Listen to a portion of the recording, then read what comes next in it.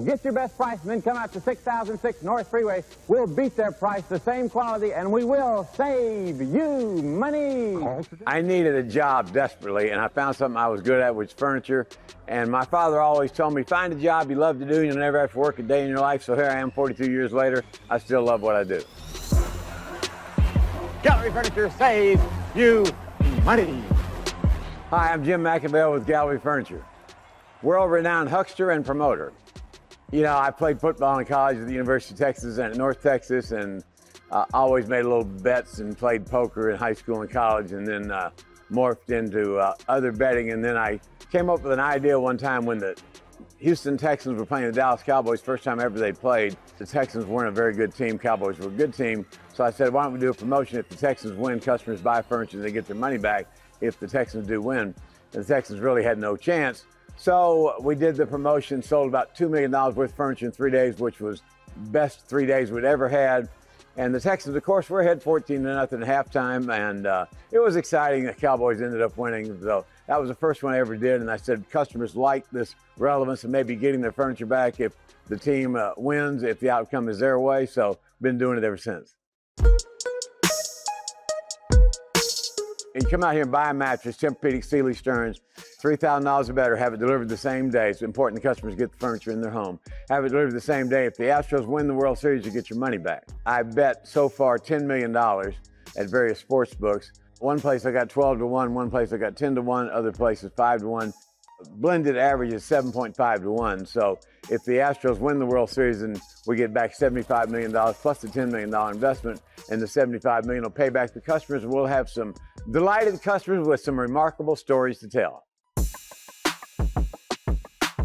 I have a lot of anxiety, like the other day when the Astros were way behind. You know, it is what it is. You play the game, and sometimes you're going to win, sometimes you're going to lose, but you know, we're in it to win it. You got to be in it to win it, and we're in it to win all this money back for these customers, because once they win the money back, you've created a lifetime customer and so much positive word-of-mouth advertising. You know, they say that a picture's worth 1,000 words, but an experience worth 1,000 pictures. Well, when they experience getting that money back, it's big-time advertising. When I first started many years ago with these hedge promotions, I do all the hedge promotions. I used to do them with insurance companies. Now I do them with legal sports betting, because there's 30 states you can do it in.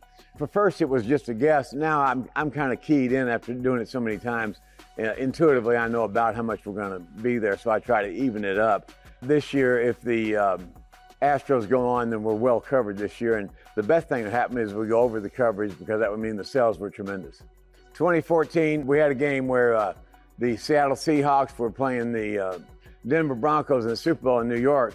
Two of these guys that worked here were huge Denver Broncos fans. They love Peyton Manning. They said there was no way they could lose. So we did a promotion that if Seattle wins your Super Bowl, you get your money back. And so we had Denver thinking they were locked in to win. And that was crazy, like 2 weeks before the Super Bowl. That Saturday night, this entire place was empty of furniture. At 6 o'clock that night, everything was gone. And we had like 500 deliveries to do between Saturday night and time the game started Sunday at 5 o'clock, which is an overwhelming number of deliveries. So we closed the store first time ever from 6 o'clock that Saturday night all the way through Monday. We had no furniture to sell. And so I was so nervous. We had $9 million liability. I thought we were going to have about $1 million liability. We had $9 million. And so I hadn't hedged it at all. So I was on the treadmill for about 3 hours. And when none of the warehouse guys were coming by and high-fiving me, I knew I was in trouble. Then the phone rang. My wife was on the phone. I said, who won? She said, Seattle won, dummy. We're out $9 million. So that was a big setback. But, you know, to me, a setback's just a setup for a comeback. You know, you win some, you lose some. Sometimes you get rained out, and you put your big boy and big girl britches on and go to the next one.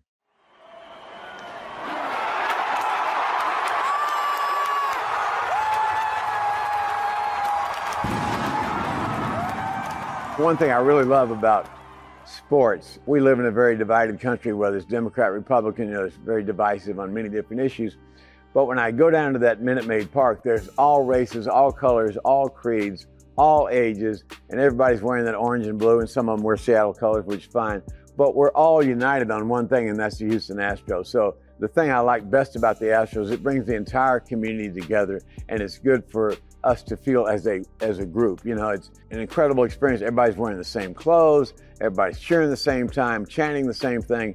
It's a group commonality experience, which we don't have enough in this country anymore.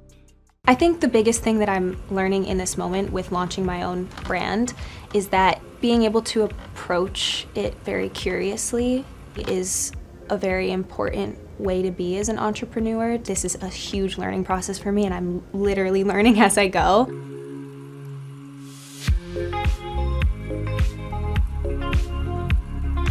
I've just always had such an obsession with skincare, and growing up, my mom and my grandma always had an obsession with skincare and beauty, and I feel like they really infused that into me growing up. So as I got older and when I started modeling and working in that industry, I felt like I really started to learn a lot more about skincare and beauty through working with different makeup artists and estheticians and facialists and so many people who are experts in their field. And I feel like it really helped me develop what my philosophy is on beauty, and that is what really drove me to want to start my own brand. I think it's something that I always had a dream of doing. I just didn't really know how to do that or where to start. And then when the pandemic hit, I felt like I had finally really known how I would approach starting a beauty brand, and I knew that I wanted that to be in skincare first. And I felt like in that moment I had the time to really pursue it, and that's where it started for me.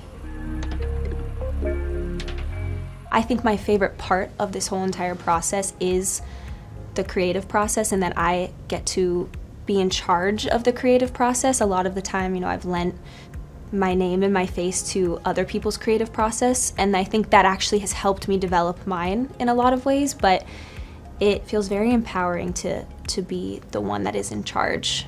And I think the thing that has prepared me from being in the industry before is, honestly, on the creative side of things, I've had the privilege of working with so many different creatives, and I think that each time I've worked with somebody new, I've absorbed, you know, their energy, and I've gotten to see the way that they work. And I think that if you allow yourself to be a sponge, then you absorb that information and you can pour it into your own creative process.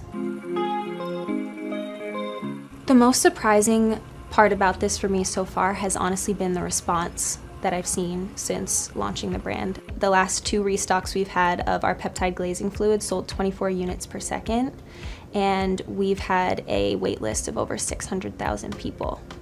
I think that when you are launching a brand baby, you have so many hopes for it, and you know, you have a lot of dreams for what the response might be, but you don't really know until it's out there in the world and people get their hands on your product and give honest feedback. And I've been very, very overwhelmed in the most positive way by the feedback, and I feel really, really grateful for that. When we were creating our goals and putting together kind of the pyramid of what is the most important thing for me when creating these products, it's been, you know, effective, efficacious, great packaging, really having people feel like they are having an experience with the products. It's really resonating with people, and that was my biggest goal with the brand, that when they got their hands on the products, they would really actually love the packaging, that they would actually love the physical product inside, that it would be effective and really be just a great product all around. I think social media is a huge resource, and it's huge for building a brand in this moment in time. And the response from everything, from TikTok, from Instagram, has been really, really positive, which I'm really, really happy about. And just the beauty community in general, especially on TikTok and especially on Instagram, the fact that they have embraced it the way that they have is just really special to me, and I could not be doing this without the people who have spoken about the products and really love them. Launching a brand, it's never going to go perfectly, and there's always going to be bumps along the way, there's always going to be mishaps, and I think my goal is to continuously be a curious person in the space, because it only helps your brand get better and better when you learn from the mistakes and move forward.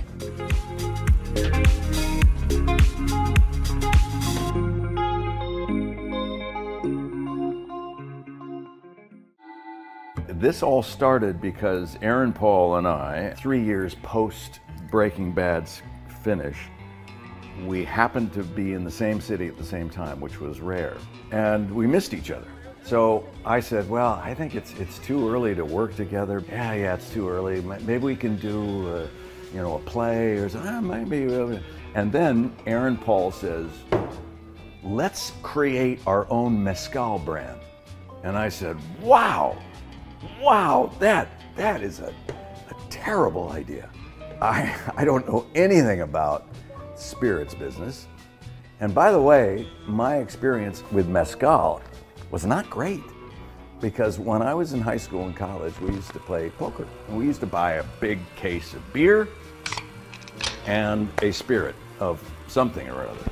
And I remember someone bringing mezcal, and it tasted like carpet cleaner. It was awful. And so when he said, hey, how about mezcal? I immediately went back to my high school, college, and I went, ooh. And he said, no, you had a terrible experience. Come with me. So we went to a mezcal bar in New York City. We sat down at the bar and sipped so many different varieties of mezcal that I was completely won over. And so I said, okay, all right, let's go down to Oaxaca. Let's be authentic with this. Let's find something that we both really love. Neither one of us wanted to just put our name on something and say, hey, good luck, hope it works out. We wanted to do something that we can be passionate about and justify the time it takes to invest in them.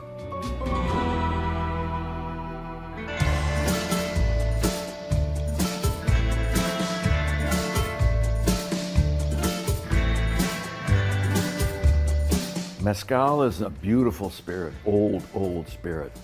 You can do shortcuts in making it, but it's very labor intensive. To prove the old world process, at our palenques, which is the name for the processing plant, there's no electricity. There's no electricity needed to produce this. It was important for Aaron and I to do this right. Our maestro, our mezcalero, Gregorio Velasco, he's been making mezcal since he was 8 years old. We wanted to go with the highest quality.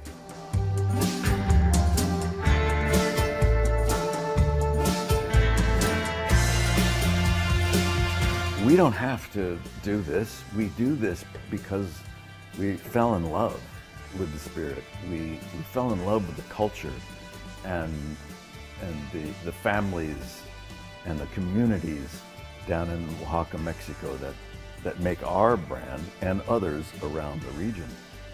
They're beautiful people, hardworking people. So we asked, what is it that the town needs?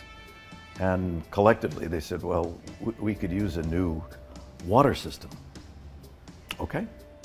So Dos Hombres paid for and installed a brand new high-tech water system for this entire community. So not just for making our brand, but also for these people who need clean drinking water. You know, you take for granted the ease of life that we have in America. You really do. And it feels good to be able to say, we're here to help, but they work hard and we want to work hard for them.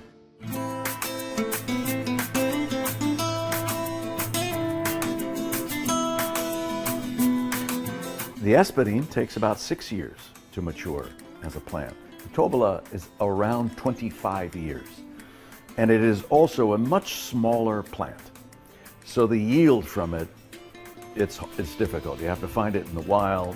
We have a policy there where with every plant is harvested, we replant 2 plants so that we know that our company and other companies can harvest the tobola in the future. On Breaking Bad, I was definitely the senior partner and Aaron Paul was the junior partner. And on Dos Hombres, it's flipped. He really was the spirit behind the spirit. He was the one who had the initial idea, and he spearheaded our social media program, and he's done an incredible amount of work. The chemistry, and that's a pun, that we had on Breaking Bad was very strong. We concur on almost everything. We just happen to, and I think that's why we're close friends, is because we align on so many things. Just the way we want to live, the way we want to work, our sense of competition. And so it just seems to blend just like our spirit itself, it blends well. Aaron and I, from the get, we said, look, I don't want a job. I don't need a job, neither of us. So the only way I would want to get involved in anything is if I can fall in love with something. And we just fell in love with this. So we love the work, but it's not a job. We're like dry sponges. We're so eager. We're learning every step of the way. And it's a fascinating experience. I'm not a chef. I have no culinary skill. I learned how to bring people together through food, and I've been doing that for a very long time. I was always a business owner. Not the one on paper, but I was always a business owner. I used to sell frozen cups where you freeze the juice in the foam cup and then you sell it. People knock on the door. I used to sell that. Outside of the parties, I used to sell McChickens. I would go to McDonald's and buy McChickens for $1 and come back and sell them for $2. I would sell anything that I could because I'm a hustler, and they used to call me Hustle Man because I literally would find ways to create things that people needed. And when I realized that I can create a need for people and I could be their supplier, I knew that there was a big win for me. And then I got a mouthpiece out of this world, so I could get people to buy anything that I'm selling, and it always worked as a kid. I was born and raised in Baltimore, Maryland. My father, the day that I was born, he was being sentenced to 30 plus years in prison. So I grew up in a household with my mother and my siblings, and she worked every day. She was a workaholic, maybe that's where I get it from. But she worked at McDonald's, she was on payroll, she's a lead singer of a reggae band, and I saw that my mother really never rested. But she always made sure that we had what we needed, not always what we wanted. So I learned how to be a hustler and not beg anybody for anything and always get it on my own because I saw how hard my mother worked. My father was also an entrepreneur, just wasn't a legal one. And he literally did what he could to provide a way for his family as well. So I've always been in that entrepreneurial world.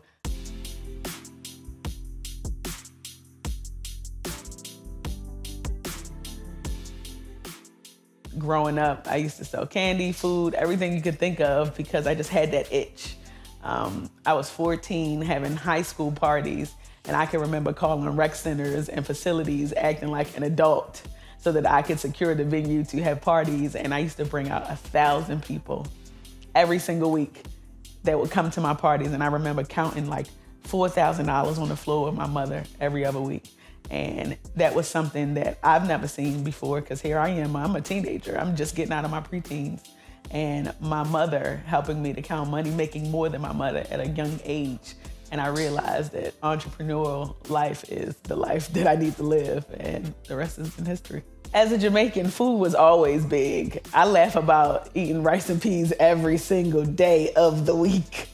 But I always had a home-cooked meal. And although my mother wasn't home all of the time because she was working, my grandmother was in the house, so she taught me how to cook. She was a baker, I didn't get that part down.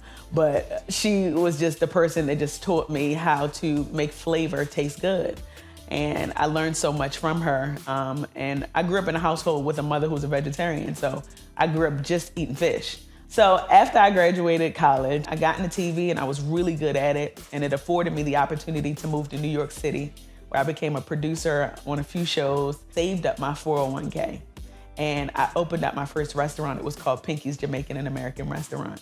And the restaurant did seemingly well, had lines down the block, but fortunately and unfortunately, I lost that restaurant to a grease fire, but I'm glad it happened because what it did is it took me out of that restaurant so that I can focus on other things. I was only supposed to come to Atlanta for 3 months. And when I came to Atlanta, that's when I came up with Slutty Vegan. And that Slutty Vegan concept literally started in my bedroom, my 2-bedroom apartment in Atlanta. And after I came up with that concept, I had no idea that it would turn into a $100 million brand.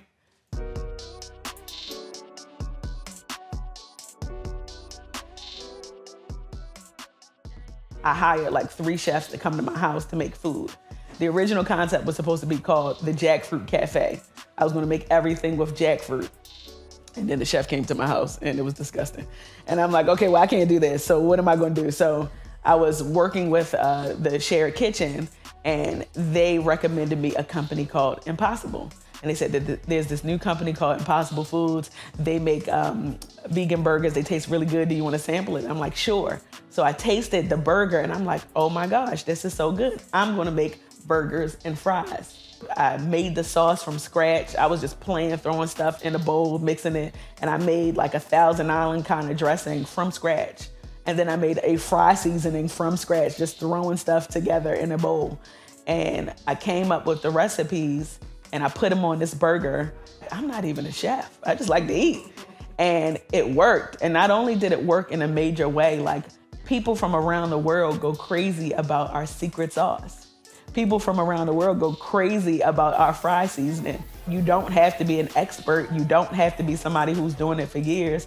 As long as you got a creative hand and a creative mind, you literally can make something so spectacular that people crave every single day. But I realized that we created a phenomenon. We created something that people had an appetite for, and I'm not talking about the food. People wanted to be a part of this movement. And that movement allowed me the opportunity to open up my first brick and mortar. That dream afforded me the opportunity to open up additional locations and to eventually raise $25 million to be able to scale and grow my business. So all of these things we've been doing in a grassroots way to grow this company. And now here we are on our way to be a $1 billion brand. I used to just be that person like, oh, I want to do this idea, but I don't have the resources. I don't have the information. Now, it ain't nothing that I can't do. So when you ask me, when do I know I'm going to make it? I don't know. I'm just doing the work and just having fun while I'm doing it.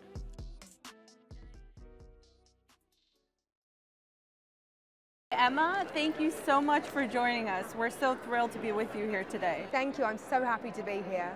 So take us to the beginning. You've been an entrepreneur and a fashion lover from a very young age. You actually started your paper route when you were 12 and used it to buy fashion magazines, right? It's so true. I'm a fan of fashion, first and foremost. You know, I loved everything about fashion growing up in London, the supermodels and the designers, and I was just infatuated with it. But I actually never thought that I would start a fashion business. I knew I wanted to work in fashion, but you interned at Gucci, right? Yeah, I did. It's really interesting. You know, I interned at Gucci. I interned at a lot of places. I feel like I've had a lot of jobs before getting to where I am right now. Mm-hmm. But you also dropped out of college along the way, right? Yeah, you know, it's so interesting because being in fashion, what I was seeing is that I just learned so much more doing these work experience placements than I was getting from the college experience. And, you know, it was just one of those things where I made that decision, and I look back on it, you know, I think that there are reasons to stay in college, of course, having that security of an education. But for me, I just felt like, you know what, I just need to hit the ground and get in and meet people and network. And fashion is still a little bit like that business. You know, there's no formalized education that is going to bring you into, you know, the world of fashion. The industry, and so for me, that was just my path, and it worked out. Yeah, no, there's definitely two schools as an entrepreneur. There's the MBA path, and there's the master's, and then there's the life MBA path, which is what you chose. It's so true. Fast forward to today, you're at the helm of 3 global powerhouse businesses, and Forbes, our publication, recently named you one of America's richest self-made women. So you're the CEO of Good American, founding partner of Skims, and also work on Safely with Kris Jenner. So tell us a little bit about your day-to-day, how you prioritize juggling all 3 of those businesses, and you know, how tremendous that success has been. Well, you know what, it's very, the part I like about it is the self-made part, right? I've been working, as you quite rightly say, I've had a job since I was 12 years old, and I really haven't stopped. And, you know, I've worked really hard to be in the position that I am now with these businesses. I'm extremely fortunate to have the business partners that I do in Chloe and Kim and Kris, because they are the most incredible entrepreneurs themselves. But above all, you know, what my role is first of all, it's different in each company. You know, at At Good American, I'm the day-to-day CEO. At Skims, I work actually as the Chief Product Officer. And at Safely, I'm in a completely different role again because we have an incredible CEO with a lot of consumer experience that runs that business. And so I'm much more on the product and ideas and marketing side of that business. But you know, for me, what I love is product. I like creating, I like ideas, and you know, I happen to be very good at really just knowing what I don't know. I'm very good at surrounding myself with great teams and great people, and so no day looks the same for me. You know, it's like nobody speaks to me when things are going well. It's always about, you know, problem solving and troubleshooting, and we're now in this like incredibly unique time coming out of COVID, you know, with the issues that we have with inflation, with supply chain. All of our businesses are affected by all of those things, and so it's been a very unique 2 years. And you know, for me, I'm still learning every day, which is, you know, one of the things that I thrive on, really being able to, you know, constantly learn and constantly evolve as an individual. That's why I kind of love my role so much. Yeah, and I mean, we do have to speak to the tremendous success that we saw with Good American, right? It's named one of the most innovative companies, and you were named to Time's most influential list as well. But on day one, I think there was $1 million in sales, right? Can you tell us a little bit about what that experience was like and what kind of led, what do you think, you know, there's an element of luck and being in the right place at the right time, but there's a lot, like you said, a lot of hard work. You've been working since you were 12 years old. So what were the building blocks or other lessons that business owners and founders can kind of take with them to, you know, try to recreate some of that success? Well, I honestly believe that innovation is really key. What we do at Good American is different from any other fashion business out there. The way we approach product development is really thinking about fit and fabrication, and if we can't innovate in fit and fabrication, we shouldn't be in that category. What we do is work in this incredible size range. So we're creating clothing for all women all the time, from a size 00 to a plus size 30, and there's nobody else out there actually doing that. And also this important part about really never sacrificing fashion for the sake of inclusivity. We're making clothes that women really want to wear that they can't get elsewhere. And that's what's so great about that business. We're actually serving a really underserved market. And you know, people know that they can count on Good American. It's not something that we're doing as part of a quick campaign. It's not something that we're doing, you know, to just kind of say, hey, you know, we're box ticking. This is who we are all the time. And we have principles as a business. We make sure that our retailers carry all of the sizes all the time. The whole suite, right. That's really important. I think that our customers and the community of women that we served have learned that Good American is the real deal, right? They trust us. They know when they buy a pair of Good American jeans that they're going to fit, and they know we make things with their body and their curves in mind. And I just feel that, you know, we've started to, you know, have a reputation where we're just not ever going to sacrifice, and people really appreciate that. So what lessons would you share to other founders today who are trying to push the envelope, but maybe are struggling because they're trying to get their brand out there in the beginning? Is there any way to kind of stay true to your integrity while also trying to gain access either via capital from investors or through other means?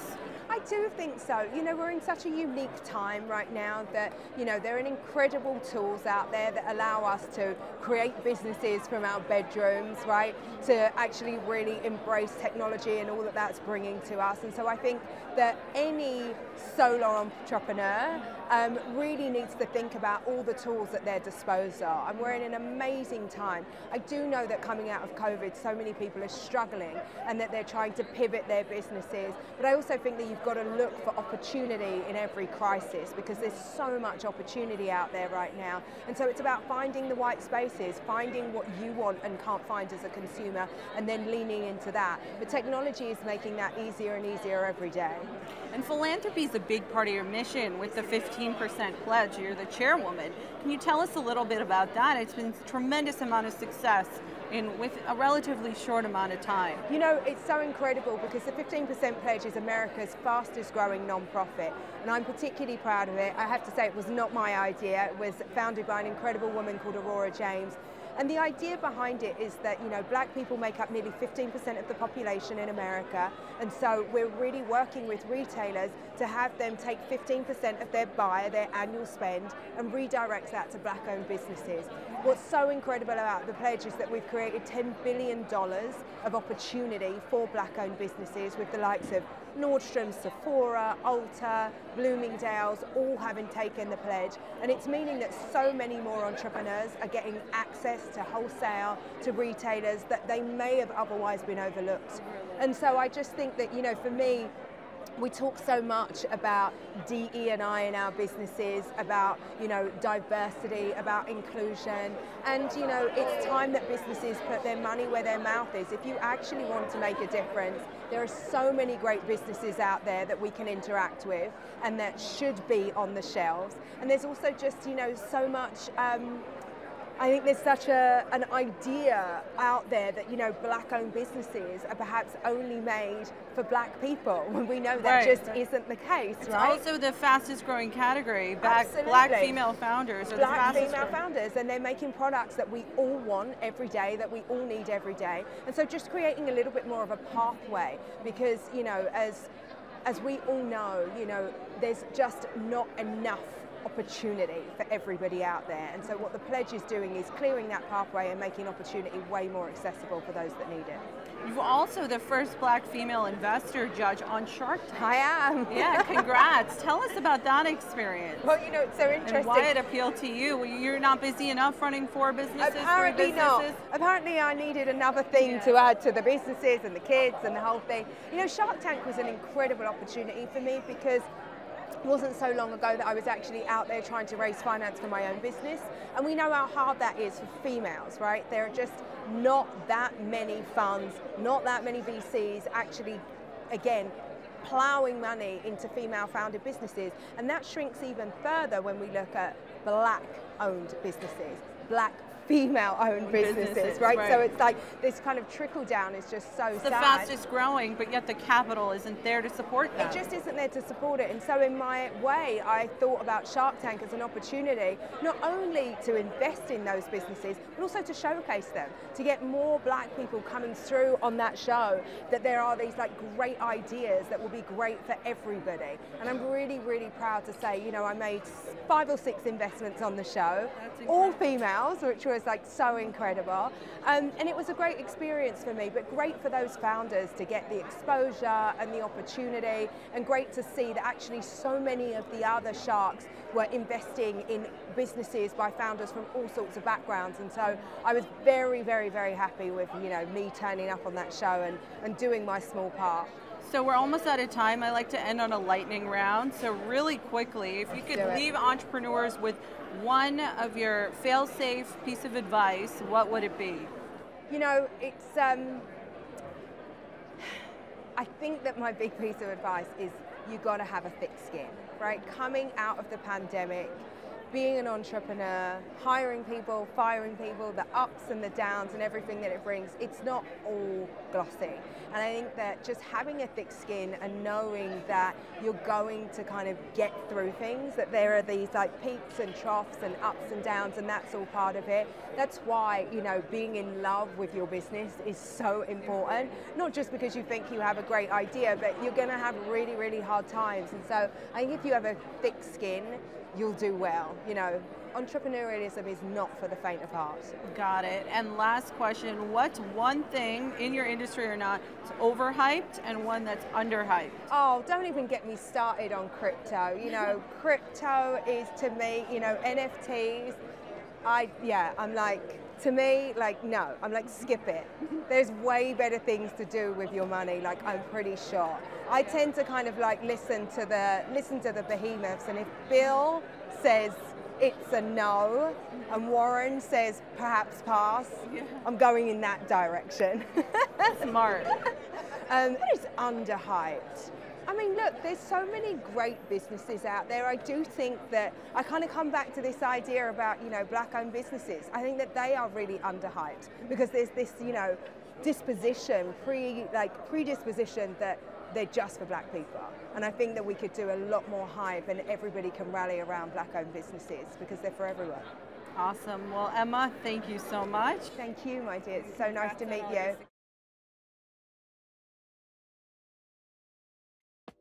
I've always had the metabolism of a racehorse, and while I have it, I'm using it. And I'm constantly eating, thinking about food, talking about food. And I got into cooking because I would say to my mom, like, oh, can you make that like guac burger I saw Guy Fieri make on TV? And she's like, I don't know how to do that. Why don't you try to make it? And then I got in the kitchen, started cooking, and I fell in love initially with like the whole like, I cook the thing, then I get to eat it. It was very like goal driven. And then eventually just I fell in love with like the creative aspect and, you know, just being able to use that as an outlet to express my creativity and eventually like the art of cooking. Hey, it's Eitan, welcome back to my channel. Today it is time for the ultimate pizza showdown. Eitan Bernath is an entertainer, entrepreneur, and chef with a massive online following. Only 19 years old, Bernath's content reaches more than 300 million consumers globally. Running a cooking blog as a teenager and appearing on more food shows helped Bernath break into the food industry. I mean, I was probably on social media before technically I was allowed to by the terms of service, not gonna lie, but I think for me, I started on Instagram, I started with my food blog. TikTok, I started in October of 2019. I actually made a bet with one of my teachers that I can get a video to hit 1 million views by the end of the school year. And it was basically like, if I win the bet, this class has to buy me dinner, and if I lose the bet, I'll cook the whole class dinner. Later that day, I made a video that got 1 million views in 4 hours. And I posted this video. It was like a video of my school's cafeteria, and it went viral. And then I just kept posting and posting. And I think I just fell in love with performing. You know, I think now if someone asked me like what I love to do, what my passion is, I would definitely say entertaining people. Obviously cooking is my passion, but I think I've learned that I really love entertaining people, getting people excited about food. You know, I'm not Gordon Ramsay. I'm not trying to be Gordon Ramsay. I'm not a restaurant trained chef. I'm Eitan. I like to learn about food. I like to take my followers along that journey. And I think that kind of approachability and relatability has led to a lot of my success because like, I think I'm good at cooking, but I'm not an expert. And I think because of that, I'm able to really show people that they can do it too. And I think for me, like that was really a pivotal moment with TikTok where once I started growing in there, I was like, oh, okay. I love cooking, but you know what I really love? I love entertaining. I love educating. I mean, both my parents are teachers, so it definitely runs in my blood. Bernath cut his teeth in social media by not only working on his own brand, but also by working with brands to produce content for their platforms while in high school through his production company, Eitan Productions. At one point, Bernath says he was running 12 social media accounts for different brands. But as his own profile began to rise in late 2020, he shifted his company's focus exclusively to his own brand. Then in January of 2021, I moved into Manhattan and hired my first full-time employee, Rachel, my executive culinary producer, because very quickly the culinary needs of the business were expanding rapidly. You know, I was releasing out more content, developing more recipes, and it was more than I myself could handle. Very quickly, it went from like just me, little Eitan, in my parents' kitchen filming videos to Eitan in Manhattan with my team of 6 full-time employees creating a massive amount of content. This is what I always had dreamed of, you know, owning my own media company, creating lots of content. I then landed my role on the Drew Barrymore show, so I'm now doing reoccurring television, and it was really just like a dream come true, and it still is. All that success has helped Bernath land a cookbook deal. Bernath says he wants his cookbook to take his followers along with him on his culinary journey, bringing to life recipes he's developed over the years. My goal with the cookbook is the same goal as I have with kind of all my content, but in a very like tangible, physical way, which is what excites me. Is my goal is to get people excited to cook in the kitchen. I want them to have fun in the kitchen. I want them to cook and enjoy doing it. I try to do a diverse set of recipes in the book. There's things like my PB&J pancakes, super easy. Anyone can do them. Kids can do them with their parents. Super approachable. The flavor palette in there is like very, like everyone will like it. But then there's recipes where I want to like push people out of their comfort zone a little bit, you know, get people to try things and flavor combinations, techniques they maybe only order at restaurants, but like try it at home. You'll enjoy it. I'm Will Yakowitz, a staff writer at Forbes magazine, where I cover cannabis. Al Harrington is a former NBA player, played for the Denver Nuggets, the New York Knicks, the Indiana Pacers. Al Harrington started a cannabis company named Viola, and it operates in California, Michigan, Washington, and Oregon. He also cut a licensing deal in Canada, and he's going to expand it to a couple other states throughout the US. Viola's raised about $36 million, and its valuation is roughly $100 million. Last year, the company brought in $20 million in revenue. When I got in 2011, I was just trying to figure out what the hell I was doing and how I was going. even start a business. But it took me about 3 years in when I started to, do more research about the history of cannabis on the war on drugs side of things. When I realized that 85% of all drug arrests in Black communities have been cannabis related. It just really opened my eyes that we cannot let this industry continue to move forward without proper representation and diversity, in the space. I started working with a group here in LA called GGC that, enlightened me to a lot of, things that I just didn't know. And once I started to get that knowledge, I realized that I needed to change kind of our course, that we were going. And it wasn't all about just fighting the stigma, but it was also, trying to figure out how we can right the wrongs, and use our company as a platform to actually do that. One of the most important aspects of Viola is that Al Harrington is African American, and that's a big deal because in the cannabis industry, which generated $25 billion in sales last year, only 2% of companies are Black owned. Al Harrington wants to grow Viola's business. He wants to increase the footprint to 15 states within 2 years, but he does have a grander vision. He launched an incubator program, which he plans to use to help create 100 Black millionaires in the cannabis space. His ultimate goal with the incubator is to increase equity and ownership and diversity in the cannabis industry. I think that the main reason why a lot of people, especially people of color, miss out on unbelievable opportunities because of just the lack of communication. And it's really just about, educating our people and giving our people access to knowledge, which will obviously, I think, will eventually turn into opportunities. We try to do it through employment. We try to do it through our incubator program. We just really try to reach out and just try to have an impact as best that we can. One of the companies Harrington has been incubating is Gold Standard Farms, which is a hemp farm in Milton, Tennessee. Gold Standard has a really fascinating and rich history. So the current CEO, Jarrell Howard, his great-grandfather started the farm in 1941. Jarrell Howard's great-grandfather was a sharecropper who descended from enslaved people in Mississippi. Gold Standard started as a soybean and corn farm, and for 80 years they've been trudging along, having a profitable business, but not making great money. In 2018, the price of soybeans crashed in the US. Jarrell Howard needed to figure out his next cash crop to sustain the family business. So that same year, the Farm Bill passed, which legalized industrial hemp. And so when he was thinking about the next crop to use, he started kind of doing numbers, right? And he said, okay, soy gets about $600 an acre, but hemp could fetch as much as 10 grand an acre. So the economics were a no-brainer. So Jarrell had to pitch his company's board of directors, which are all related to him, 8 elders ages 50 to 90. He proposed doing hemp and they said, yes, but you need a mentor. And he found one in Al Harrington. The big problem was that he didn't know him. He started out messaging him on LinkedIn. There was no response, so he planted some hemp, did a harvest, and then he started crossing different strains and he came up with what is now his signature product, which is purple hemp. Viola's logo is also purple. So he sent a sample to Harrington and he got back right away. Harrington was really impressed and was really impressed with the fact that Jarrell Howard pivoted his family business into hemp from soybeans and they started working together. The transformation of Gold Standard Farms business has been dramatic. Over the last 40 years, the farm made $900,000 in revenue. After it pivoted to hemp, Jarrell Howard says he expects the company to make $3 million this year.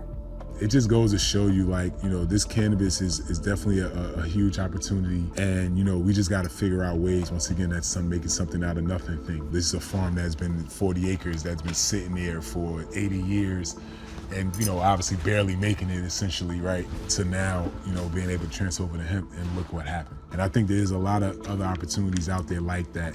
And that's what I just try to make myself available to those opportunities. Another method Harrington is using to mint cannabis millionaires is through his other company called Village LLC. And that company pursues licenses in certain states to grow, sell, manufacture cannabis. And these licenses are inherently valuable, especially in states like Illinois, Maryland, where the number of licenses the state has decided to give out are limited. These licenses are valued at $3, $5, $10 million, depending on the state, depending on the location that you get. You cannot operate a cannabis business without one of these licenses. And if you're in a state that has a cap on the number of licenses they're going to give out, that drives up the price. What Harrington has been doing is he'll find an entrepreneur in a state that he wants to start a business in and partner with them. Our biggest thing is just trying to get as many people as we can to be able to take advantage of the opportunity in the right way. That's why I think it's so important that our people get some of these licenses, because we know how to have the proper impact. We know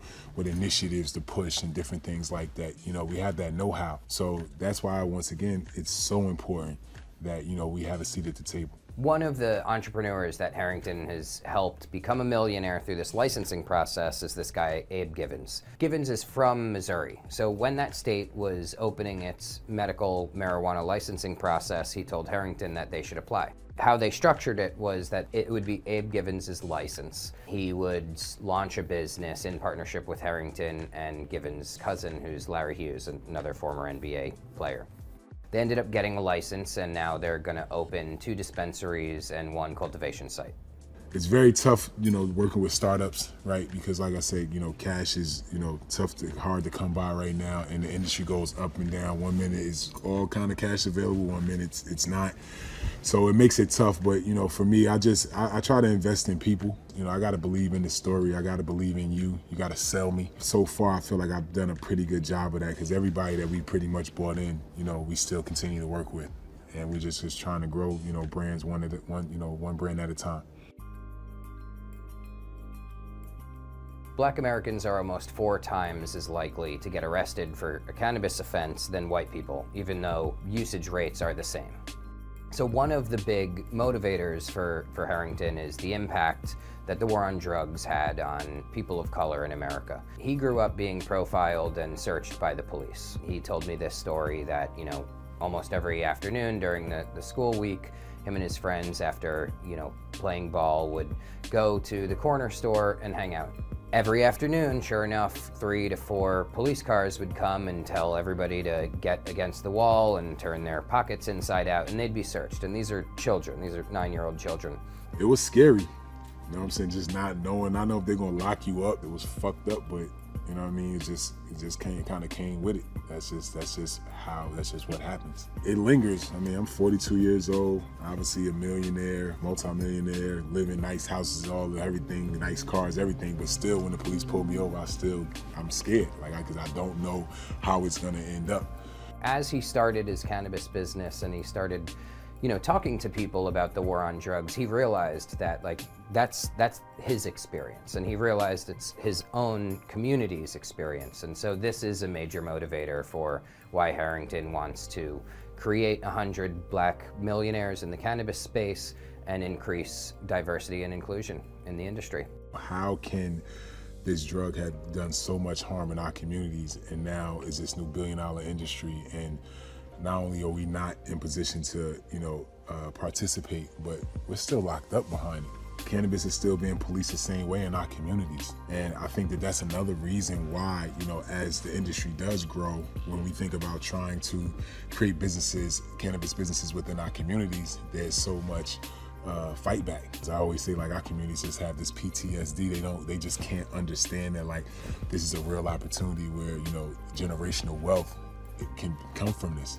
And we understand that this fight is going to be a fight that's going to be forever. You know what I mean? I don't think that I'm ever going to wake up one morning and say, job well done, when we finally got there. You know, I think this is going to be an issue that's going to be around for a very, very long time. But I think the more that we continue to put it on the forefront and make it an issue, I think that change will eventually happen.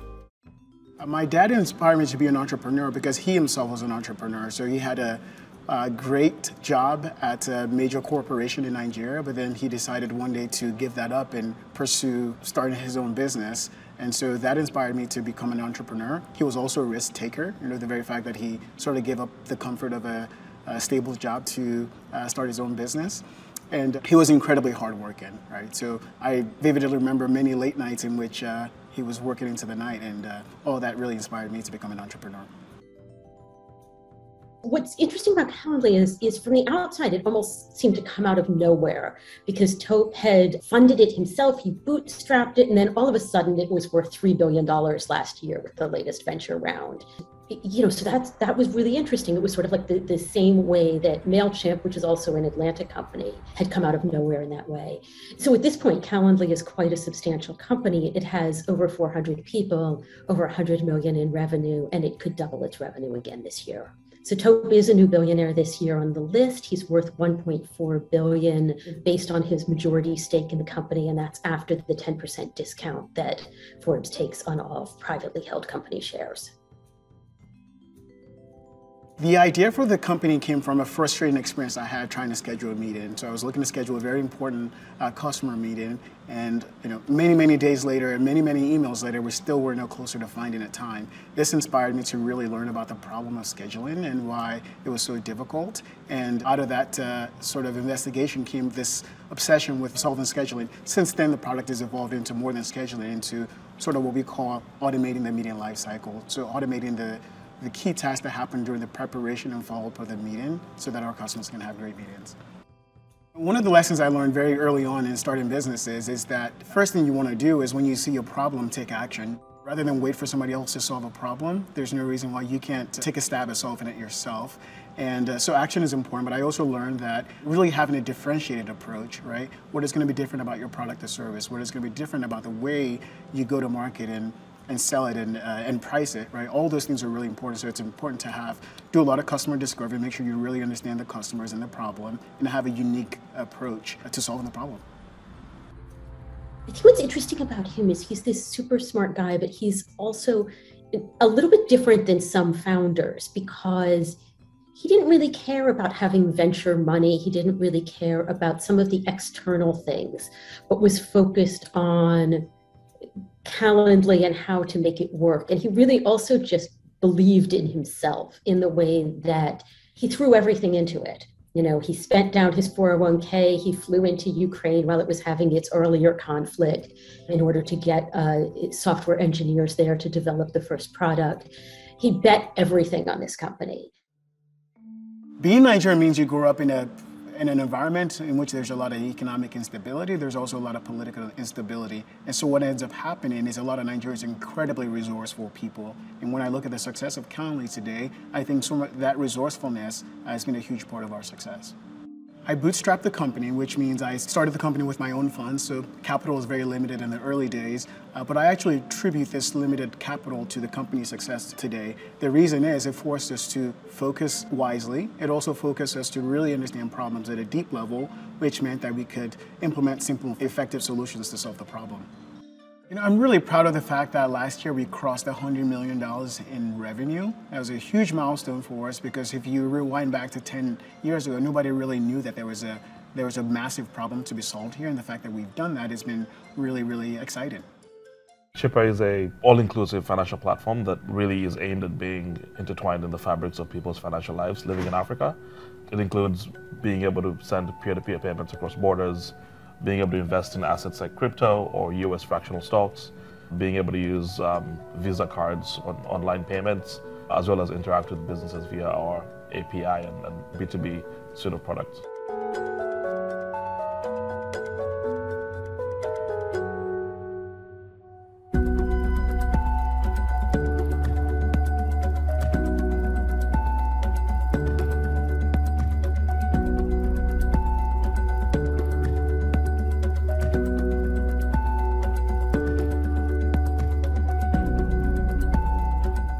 Ghana, Nigeria, Uganda, Rwanda, South Africa, and we also live in the US and the UK. Nigeria, Uganda are two of our biggest markets, but all the markets are growing very quickly. I think it was born out of both of our experiences growing up in Africa. I'm born and raised in Uganda, and Megan is born and raised in Ghana, and we met in college. And one thing that really brought us together was this idea that we've grown up seeing firsthand many problems people face living in Africa, and one of the biggest most prevalent one to us was sending money and how difficult that was. You see how easy it is to Venmo someone money, but then it's literally impossible to send money from Ghana to Uganda the cost of doing it is more than the amount that you want to send. And so we started specifically with these, we would solve an intra-African payments. We started in Uganda and Ghana, expanded to Nigeria, Kenya, Rwanda, and that's where the biggest value is. And now we're expanding to the US and the UK because of the same cost. When I moved to the US as a student, my dad had to figure out how to send me money from Ghana to the US, and that was just a ridiculous process. It involved like informal people sending back and forth. But with Chipper, it's significantly easier. You can move very low value instantly and almost for free. You have some countries that are predominantly mobile money based or mobile money centric financial services, like Uganda, Kenya. A lot of East Africa has gone quite far with mobile money. And then in West Africa, I think bank accounts are more prevalent, and that's the predominant financial instrument for most people. And then there's still a very large number of people who still don't have access to any of those solutions. So typically referred to as unbanked or underbanked. And you sort of factor that in with the fact that there's 54 different currencies in Africa. So there is a cross-currency issue as well. Irrespective of if you had the right infrastructure to support money moving, you have to handle the illiquidity of those currencies and a multitude of other issues, but those are sort of the big ones. So you sort of put that together, it creates a situation where it's very hard and expensive to move money from one system in one country to another. Solving the problem required kind of solving all those pieces separately, and hence that's kind of what made it difficult. And to this day, I think it's still very difficult, and there's still a long way to go in solving each of those pieces. When we met at Grinnell, there was a instant realization that we both wanted to do something, for our home base, for our home continent. I mean, we both wanted to solve a really hard problem. So one of the, apps that we worked on while at school was Voice, which was a voice messaging app that you send a voice message and self-destructs upon receipt. It was a fun project, but it got our bond and it got us started working together. And then over time, we've been in touch, and eventually it came up with Chipper. We're definitely naive in the beginning, and I think the first time I tried to raise money, we tried to do it with just a deck before we had built a product. But it was a very nice deck, and we thought that this could get us, a couple $1 million, and we had a very early sort of, reality check. And I think one of the things that became very clear very early on is that this is going to be very difficult, and we have to figure out ways to get out of the gate before we get money. So we had to be creative about how we spent our resources. And also how we tailored our message to different audiences. In the early days, I thought that if I sort of focused mostly on African investors, that would be an easier path, and actually end up being a more difficult path. And then I focused more on Silicon Valley-based investors, and that eventually, with some traction, had a bit more success.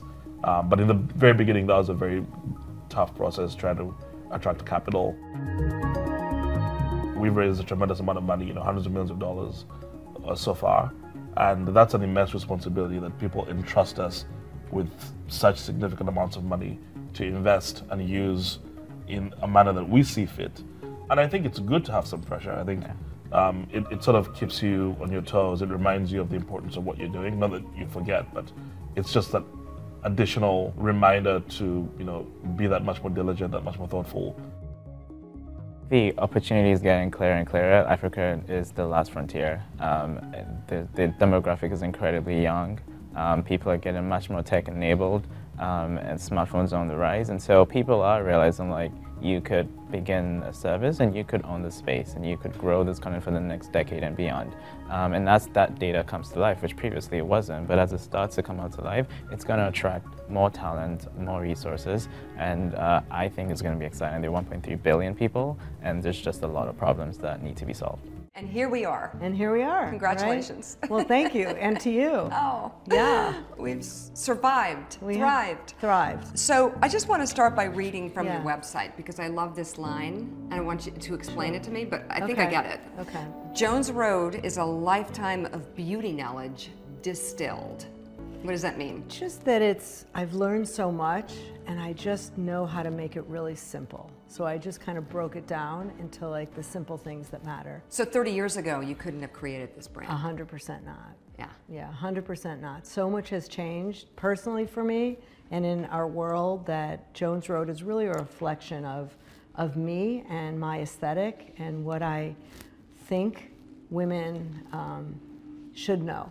things you would have never known 20, 30 years ago. Things I did not know, no. There is something good about getting older, everyone. There's a lot Yeah. good about it, Yeah. actually. Did you ever, when you were growing up, maybe starting in your first job or coming out of college, did you ever imagine like your career after 50 years old, 55, 60, 65? Did you like plan for that? First of all, my first job was selling shoes, and then I went to school to study makeup. So did I think I was going to ever do anything remarkable? Not really.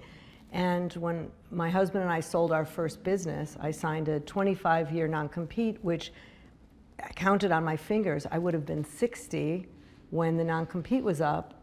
I wouldn't want to work when I was 60, I thought, when I was 32 years old. Wow. Yeah. You signed a 25-year non-compete. Right. Yeah. I was going to be in my 60s, which I was. When it went away, which was the day I launched my new makeup company, I was 64 years old. Did you regret signing the non-compete? I don't regret anything.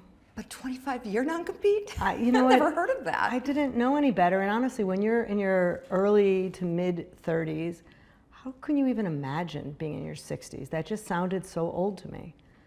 And by the way, it was old when we were in our 30s. 60 was older. And now, I have a friend who's in his 80s, just went to Burning Man. Like, it's not. I think there's a groundswell about positivity from aging. And by the way, it comes from inside of you. No one's going to hand it to you. You have to just see the positive side of it. I think it's something to be said for owning it, and not being afraid of it. Right. It's it's wisdom. It is. It's beautiful. It is. It's really beautiful. And by the way, there's so many things to be focused on, except what's not right. The back or whatever. No, if your back hurts, guess what? Do yoga, right? I mean, or go see a chiropractor. There's so many things you could do to feel better, and it requires a lot of work, by the way, to make yourself feeling better. Well, it's about, if I may, it's about sort of turning that frown upside down. And I feel like in our 30s, we're rushing around and we're seeing what's wrong and trying to fix everything. Right. And I find in my 50s, I'm like enjoying everything that's so right. And I really don't see the things that I thought were stressful. I just think back going, oh, poor child. Right. Yeah, why did I waste all my energy on that? And I think the pandemic also helped a lot of us put things into perspective. And I don't want to think about in 5 years how old I'm going to be. People say, when do you want to sell this new company? And I'm like, I don't. I don't, because I'm thinking about now, not in 5 years. Right. So I think you told the FT that you never want to be part of a $1 billion brand again. I did say that, but it's heading in that direction. Take it back. Take it back now. I could take it back. I don't want to do what I did. I want to do everything I'm doing differently. It is about doing things differently when you get to a certain stage and you have experience, not just ups, but the downs. Right, and also, all the things I've learned, I know exactly what to do, but even more important, I know what not to do. I know what not to waste my time and energy and money on. Tell me what not to do. What do you not do anymore in terms of your business strategy and life? I don't hire consultants. I don't hire focus groups. I have the internet. My people tell me what they think and feel. I just tell someone what I want and what I think and what we should do and approve things without a committee. One of the things, I like being the boss. I like having people around me that give their opinion and tell me what they think, but I like being the boss. It's fun. Yeah, makeup is not to be decided on by committee. Yeah, that seems tough, actually. Yeah, it was not the easiest part of my last job. Mm-hmm. So there are some things in the way you do business now that you would never do again. You just won't go back to. No, I won't go back. And there's just so many new ways to do things that, by the way, don't cost as much money doing. Getting the message out there, getting the word out there, and you don't have to do what you did before. So let's talk about that. You're direct to consumer, right? We have one store. One store? One store. One store. In Montclair, New Jersey. Yeah, which is going gangbusters. So where does most of your sales happen? Direct to consumer. Okay. Yeah, direct to consumer. Like on TikTok? Well, TikTok has kind of quadrupled our business when I went on TikTok. I mean, it's probably doubled now, but at first it was quadrupled. Can I ask what those numbers look like? Yeah, they look good. They look good? They look good. Like how good? Like what, really good. Give me a ballpark. I'm so bad with numbers, and a lot. Whatever we did, in our first year, which I don't, I'll tell you off camera. Okay. We are going to triple it this year. And a lot because of TikTok? I think a lot because of TikTok, but a lot because my team, like I bring the knowledge and the marketing and the formulas and the product, and my team brings the marketing. Like they bring the digital marketing, they bring the marketing. My head of marketing, my head of PR, my head of social, like my team. It's my team. My COO, my assistant, my second assistant. Like it's the team that really makes the brand tick. Where do you do most of your direct-to-consumer outreach? Certainly email. We have a huge email list. I know we have I'm not really great remembering numbers, but I know we have a 48% open rate, which is really good for an email. Our emails are visually beautiful and informative. We also, we're Instagram, we're Facebook, and things have shifted. They used to be Facebook ads that turned into Instagram ads that now are turning into TikTok ads.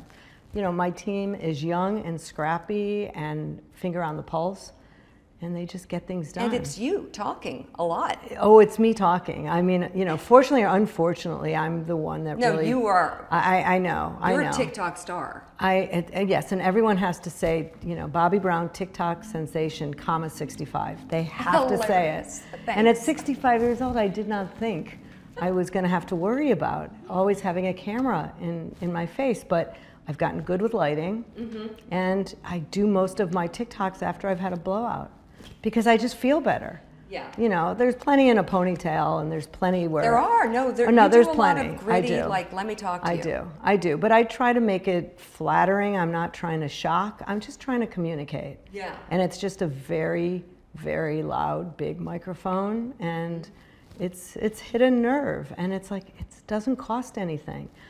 Honestly, it doesn't cost anything. My head of social is my daughter-in-law. My head of marketing is my son. My husband is doing the business with me, so it's turned into a family affair. That's wonderful. Yeah. That's so nice. Yeah, most days, yes. But that's true. There's that. Yes. You seem to work with your husband too. So I work with my husband. Yes. It's not challenging at all. No, it's great. Actually, I feel really blessed. Right. That's something that I'm like, and now we're 4 hours. Right. We're like, wow, I hope we like each other. But all those things are challenges, but it's how we deal with them and the choices we make is how, how good or how not good it is. Like I've learned how to talk and say things that weren't as insulting.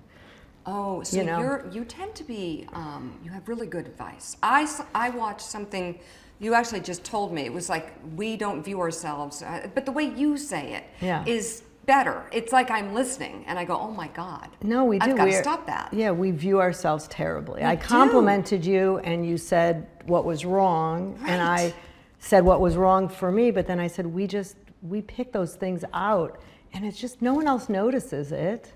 Yes, I'm 5 foot tall. I'm wearing really high heels because I'm going to a cocktail party tonight. I cannot walk in my sneakers or, my head will hurt.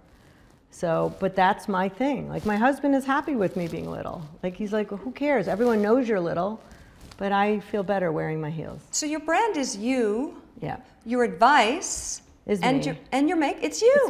It's me. And it's honestly like what I learned from Aunt Alice, my 91-year-old aunt, who's never taken any medication in her life, literally still takes, lessons, painting, and she just is an amazing human. She's my biggest role model because she's just like, everything's fine. It's fine, nothing's wrong. It's really good advice. It's really good advice. Because we don't think that way. Right. We think everything is wrong. I'm curious though also, do you and your team talk about, I'm sure you do, but have you thought of any adjustments along the way, given what we've learned about the impact social media, not necessarily your social media, but Instagram, and I don't know so much about TikTok if it has this negative, but a lot of young girls are struggling with their self-image and their mental health because of some of these platforms kind of influencing them? Mm-hmm. I mean, of course, we are very sensitive, and there's things that I might say that I won't say on video. And, you know, everyone is sensitive to a lot of things, so we're always careful with what we say. You know, no one wants to insult anyone. And, you know, I happen to be like a nice person who cares about people, so I like to empower people and not make people feel bad. No, in fact, we probably need more of this type of thing on social media.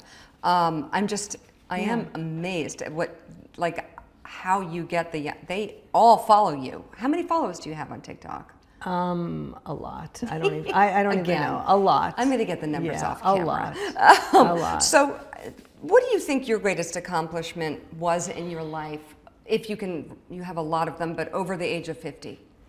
Well, I think first of all, helping women of all ages to feel comfortable in their skins and to empower people to let them know that I really do believe that you could do anything you set your mind to and you could figure it out. I don't care if you're in your 20s, I don't care if you come from certain situations where it doesn't look like you have everything handed to you. There are some amazing success stories, and you know, and there's people that have been handed everything that have literally flushed it down the toilet. So, you know, it's what you do with what's handed to you that matters. It appears that you feel empowered to speak your mind and to be who you are, if that's pretty fair much, to say. Pretty much. Did that come with age? Of course, of course. I mean, I am different in my 60s than I was in my 50s, and I'm going to tell you how much better 60s are than 50s. Really? Yeah, and 40s. Like all my decades, like 30s was so interesting because I sold the company. I had 2 kids. You know, I lived out of the city. I was learning new things. I was crazy traveling. 40s was interesting. I had a baby and things got more settled, but then they were super, super busy. And then 50s were like, okay, I still feel good in my 50s. I look good. I'm still working. And 60s were oh my gosh, it could be anything you want it to be. And that's honestly, there's something really freeing when you turn 60 and you're just like, okay, watch me. This is what I want to do and this is how I want to live my life. A lot of women in their 20s, 30s, I know have daughters feeling this crunch, but they seem to be rushing around a lot. They feel like if they don't have that job by 30 or by 35, they'll never get there or they'll never. What's your advice to younger women who feel so rushed? Well, it's funny, some of the women feel that way. Others, because of the pandemic, have started living their life differently and making different choices. I've seen that. And I think that's okay. And you know, right now, being an entrepreneur and starting your own business, whatever it is possible with the help of social media. So a lot of people are starting to become consultants or create, you know, a granola company. I don't think we need another granola company in the universe, but you know, it's an opportunity for people. It is. And there's a long runway. There is a long runway. And by the way, I think about myself being 70 and 80 and 90 and who I want to be, how I want to feel, and what I want to be doing. And I know there's going to be something that I haven't done yet, because what else am I going to do except try things, right? Well, and you're going to have to take back that comment you made to the FT, I have a feeling. Oh yes, yeah. I mean, it happens to be, you know, despite myself, it happens to be going splendidly well. Yeah, it really is. Was there ever a moment before you reached the age of 50 where you just wanted to give up? I never wanted to give up being in the beauty industry. I might have wanted to give up being at my company, but I stuck with it. What was it that kept you in the game? Well, there was days and weeks that were really tough and challenging, and I'm someone, for whatever reason, I see the glass, you know, all full, and I always think I could fix things. So I was always kind of coming in with the resolve, I know how to do that. Watch me fix this. I had a visual roll of tape that I could like just tape up and fix things, and it took a long time to realize that I couldn't. Genuinely, I really appreciate this. I love your advice. Thank you very much. My pleasure. Thanks for having me.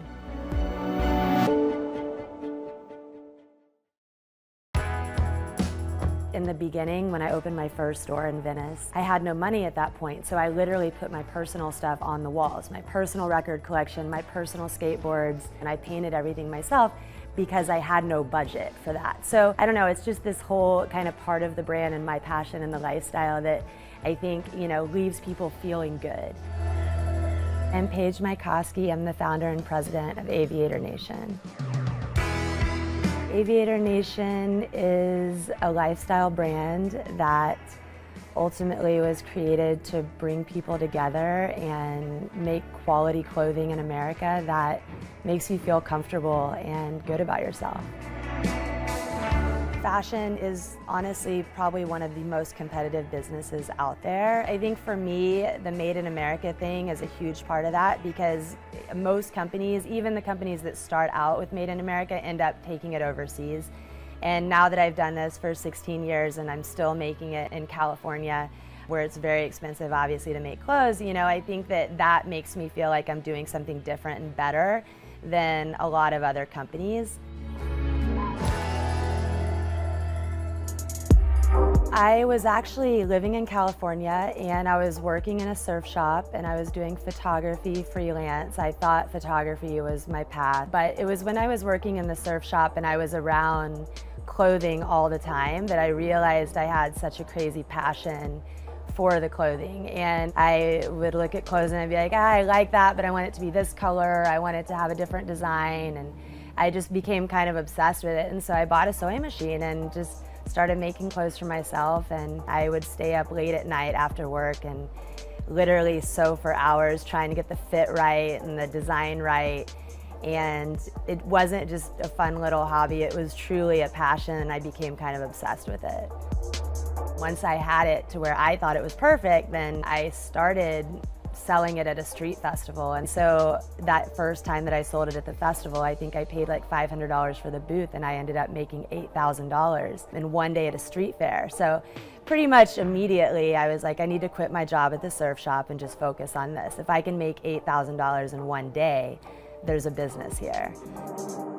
Fred Siegel was this store in Santa Monica that really took a chance on new designers. And so one day I rolled in like my rack of clothes that I had literally sewn in my garage, and the buyer was blown away. She was like, I love this, it's amazing. She bought everything, and she placed an order for close to $9 grand. And literally one weekend went by. She called me on Monday morning and she said, Paige, everything's sold out. We need more, we need to figure this out. Like, we need regular deliveries. I immediately went downtown and I went door to door in factories, starting to look for sewers and build my team. In the beginning, having no experience and no formal training and just kind of doing it the way that made sense to me, drawing it by hand, you know, ended up going into the early designs, and people loved that about the clothes. They loved that it was a little bit imperfect, you know, and it wasn't computer-generated graphics, which is pretty much what most people do. My thing was I really wanted the clothes to look vintage. The machines that we use for screen printing are different than what most people use, so we don't use all the fancy new techniques. Most companies would send garments through a basic wash process that, you know, takes like 20 minutes or something like that. I mean, our stuff is in the wash for like an hour and a half. And that's what I'm passionate about, because I want it to feel vintage when you're buying it. When I decided to start opening more stores, I wanted to make sure that the store was really, you know, it had posters and memorabilia and stuff from the actual community. So, for example, we're here in the Austin store. There's a lot of albums of artists that are from here. There's posters of Willie Nelson and Dazed and Confused. These are like iconic figures that came from Texas. It definitely makes each store super unique and special to the community that it's in. Watching other companies and watching the quality kind of go backwards, I think I always, you know, told myself I never want that to happen. I want our quality to just get better. There's corners you can cut every day to make a lot more money. But if you're focused on the quality, like, the customers are gonna stay and they're gonna grow and they're gonna tell their friends, and that's what ultimately really makes us successful. The reality is, as an entrepreneur, what you start is about to become your entire life. So if you don't love it, this is gonna suck for you, you know what I mean? So like, Start with what you love to do and then try to make that your business, because it's going to be your life. And then the money and all of that just comes, because if you're doing what you love, people see that and they want to be part of that. The money will come. Forget about the money.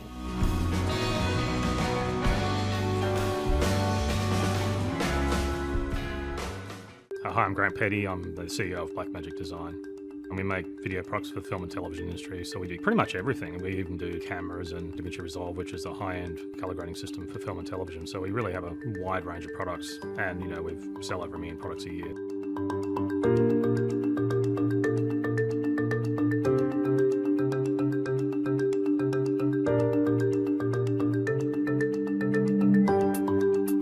I grew up in a country town in regional Victoria, and was in an underprivileged area, so the school would get grants occasionally for things, and they had a grant for a full room of Apple II computers. That shows how old I am. And they'd also actually had a TV studio, which had been put in years earlier, so we used to spend all our time in the TV studio trying all these different things and doing some of the worst videos around, but we just had a lot of chance to play.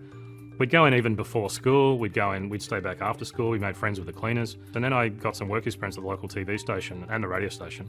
The TV station was a shock because the technology was complicated, and I remember looking at the monitor and one of the engineers was explaining something to me, and I remember it hit me, this industry is never going to get boring. I mean, I remember just hitting me, like, this is it, this is what I want to do, because I'd already been doing it at school, and then I got a job in post-production, which is kind of the part of production where they do all the editing and the color correction and all that kind of stuff, so I started working in that. But the thing that shocked me was how incredibly expensive the equipment was, because I had $1 million easily for the smallest thing.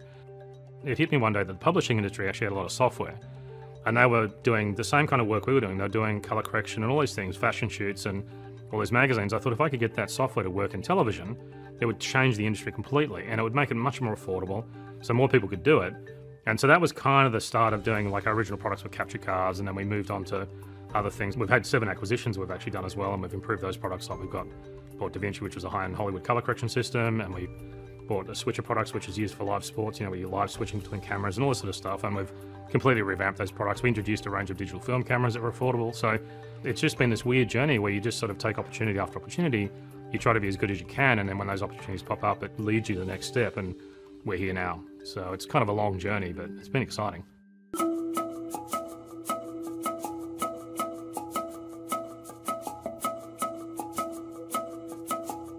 Originally, we found DaVinci was for sale because we actually had a post-production company. We had one in Singapore because, initially the idea of it was actually to test our equipment. If we had a post-production company, we'd be able to install our own equipment in it, see how it worked, get the feedback. We ended up doing a deal with them to buy it, and then got to work at really rebuilding it. When we bought DaVinci, they were delivering literally all the computers, the monitors, a lot. Like, it was just insane. Like, that was how things were sold. They had sales guys who sold these massive systems. They're over $1 million. DaVinci was $350,000 for the simplest one, $800,000 for the top one that was used on film. So my thinking was, if we could get computers to do that work, that would be a good thing. And we had some interesting tricks on how we did it. Like, we used the computer to do a lot of the work that normally would be on hardware, so the hardware was as simple as it possibly could be. And now the question is, why is it free? Our thinking was that the TV industry should have its own product. We shouldn't just let the computer guys take it. The problem is that people in the computer industry were moving to subscription software, and you see it almost used everywhere now. In fact, you pretty much can't get venture capital now. All the VCs care about is how many subscriptions you're getting, what's the rate of adoption of subscribers. It doesn't even have to make any money, because if you get subscribers, you can have them for decades. I don't like subscription software from that point of view. The red line that I can't cross is tying people's work up unless they keep paying you every month. That feels like a mafia style, payoffs to keep your business running. It just doesn't feel good at all. And the very core of everything Blackmagic does, every decision we make, is to make our customers more free, creatively free. It's empowering their creative freedom. That's the core of what we do.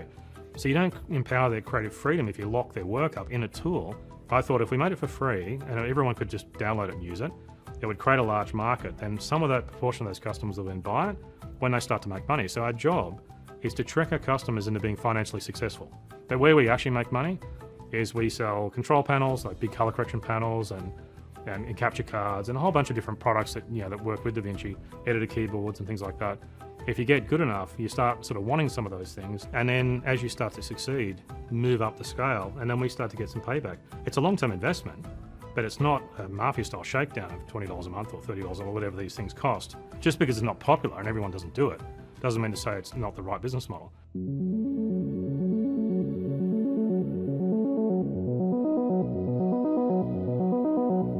The whole company focused on our first camera, and it was the most minimal camera you could get. People joked and said it was a Fisher-Price camera, and they completely misunderstood why we were building it.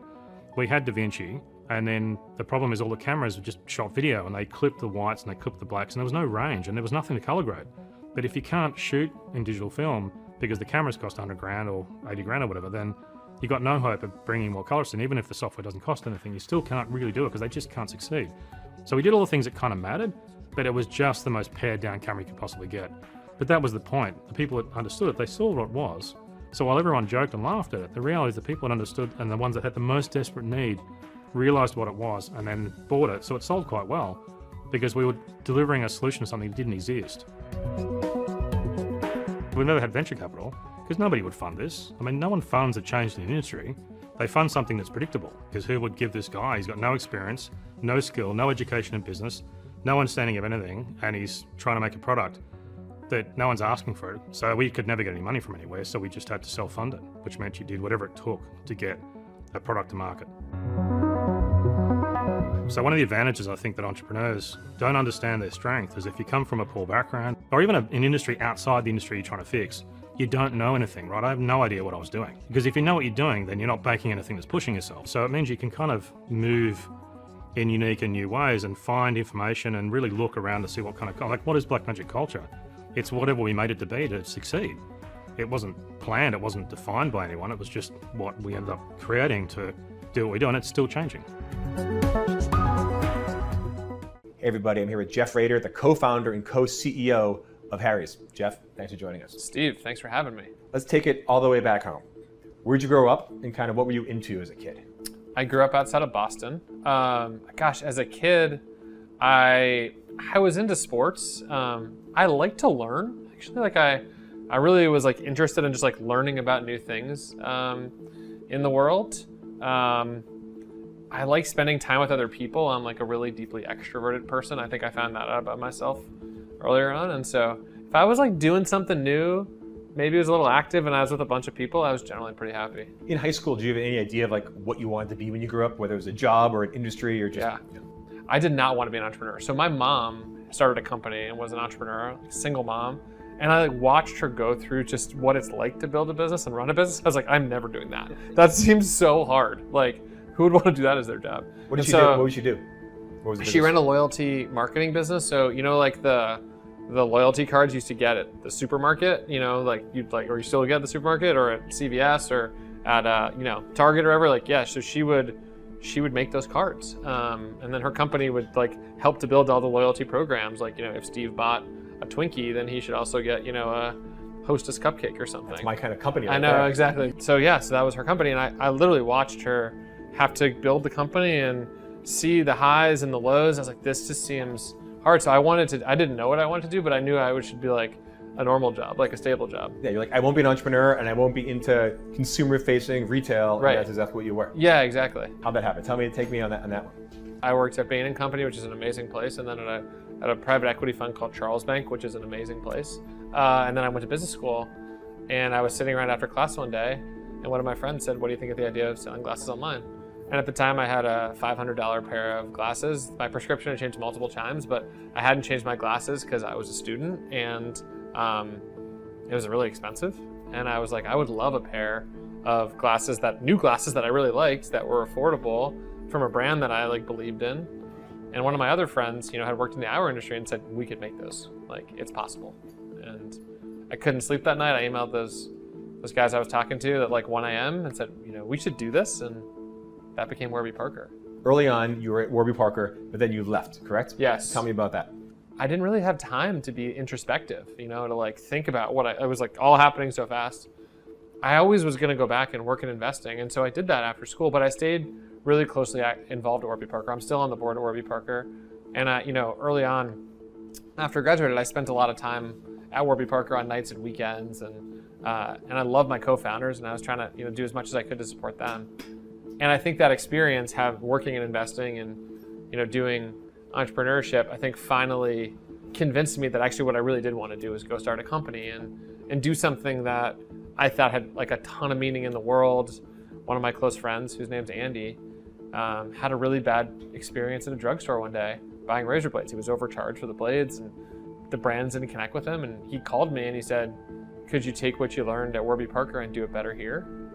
And I like sat back in my chair and I was like, yeah, yep, we could. And then off we went to go build Harry's, which has been an amazing journey. Looking back in everything you've done at Harry's and Warby and you name it, what advice would you, what are your top tips if someone is saying, I want to quit my investment job or quit my corporate job or quit college or just finish college and be an entrepreneur? What would, or be a leader or a CEO? What have you learned? You got to go all in. This is not like a halftime, maybe I'll try it type of thing. Like when you jump in with both feet and like go. And I think it's okay to actually take some time and think about, am I ready to jump in? And then do it at a time when you are just like so obsessed about the idea that it becomes all consuming. I think I was probably like one of the most annoying people on the planet to talk to at the beginning of Harry's and Warby Parker, because all I was asking people was like, oh, you've got glasses. What kind of glasses do you have? Like, let them talk to me about them. When did you get them? How'd you think about you? Like, or in Harry's, I was like, oh, like, you shave? Like, oh, you know, Steve, you shaved today. Like, what products did you use? Tell me about them. I want to learn everything I can about this.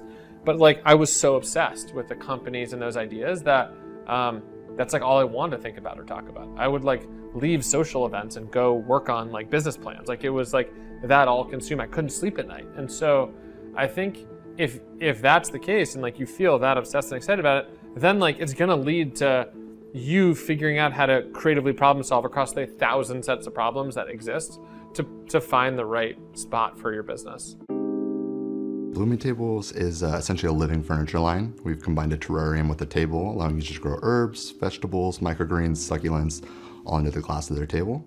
Users can garden both hydroponically and through traditional soil methods. My name is Dustin Anthony, and I'm the founder and CEO of Blooming Tables. The idea for Blooming Tables kind of came from a gift I made for my girlfriend for our 2-year anniversary. It was this large, round dinner table. You know, made for her, turned out a lot better than I would have imagined. I have a passion for product development. I always knew I was gonna, start something along the lines. And I looked at the market. No one was really doing anything, even remotely similar. So, got to sourcing, and numbers made sense, and we kind of launched from there. The plant markets increased tremendously since the pandemic. People are spending more time in home and subsequently less time outside, so they're bringing that nature into their home.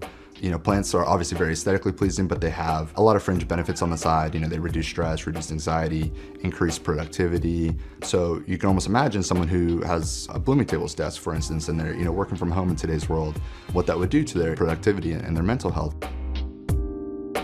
It was a lot of product design, developing how we're going to do this, how we're going to waterproof it, how we're going to incorporate the drain valve, remove the glass, the kind of finer details, figuring those out, finalizing that design and looking to source with factories. And it's an interesting process, kind of a lengthy process sourcing, and we kind of go through a handful of different factories. We currently manufacture overseas as well as nearshore here in Mexico. We launched on Kickstarter. It was kind of my first marketing endeavor to the world. We hit our 20,000 goal in the first 48 hours, and we actually fulfilled early on that Kickstarter, which we were very proud of. We've been 100% direct-to-consumer through our website. We've kind of had this high sellout rate with our product, so we'd almost restock and sell out in oftentimes a matter of days to weeks, which is a good and a bad thing. You love to see the sales come through, but you also want to have inventory on hand so you can continue to fuel the fire. But that is a big focus of ours, to overcome these inventory hurdles and look at wholesale and these other avenues that can continue to fuel the growth of Blooming Tables. I launched this right out of college, so I didn't have that tenure with marketing or really anything, sourcing products. I'd done it before, but I hadn't set up a full supply chain. So, definitely my lack of experience, I would say, was definitely a big challenge early on. I didn't have a network of people that I could rely on or lean on to discuss, what was going on. You hear this a lot in business, but it really is true. It's fail quick and learn faster. So nothing's gonna be perfect when you're, carving out a new space or doing something for the first time. And there's really no way to get better at it. You have to fail, you have to learn, and you have to, optimize and continue to move forward based on your new knowledge of how things work. Number one piece of advice is just to do it, just to actually get out there and just start something. I feel like a lot of people get hung up on, they feel like they need to know everything before launching, they feel like everything needs to be perfect. But in reality, you should really go with, an MVP, a minimum viable product. Just get something out there, get the feedback. You'll be able to optimize whatever it is on the back end, whether it's price, whether it's quality, the experience, whatever it is. You'll be able to take what you learn from just putting it out there and kind of continue to grow and optimize from there. Rob Hale is a businessman, entrepreneur, and philanthropist. He's based in Quincy, Massachusetts, which is about 10 miles south of Boston, and he is the founder and CEO of Granite Telecommunications. Granite is a telecommunications wholesaler that sells exclusively to large businesses and government organizations. So what that means is Granite does not manufacture or own any of the cable or wireless equipment that its clients use to access their phone systems. Rather, Granite buys or leases that stuff from large phone companies like AT&T, Verizon, and cable companies like Comcast and Charter, and then it flips it to customers at a markup, but not before installing its own software, which enables Granite to become its clients' outsourced IT departments.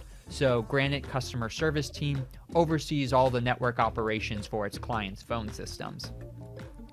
While most corporations have moved their phone systems onto the internet, many still rely on landlines or POTS lines, short for plain old telephone service, to power their critical services in stores.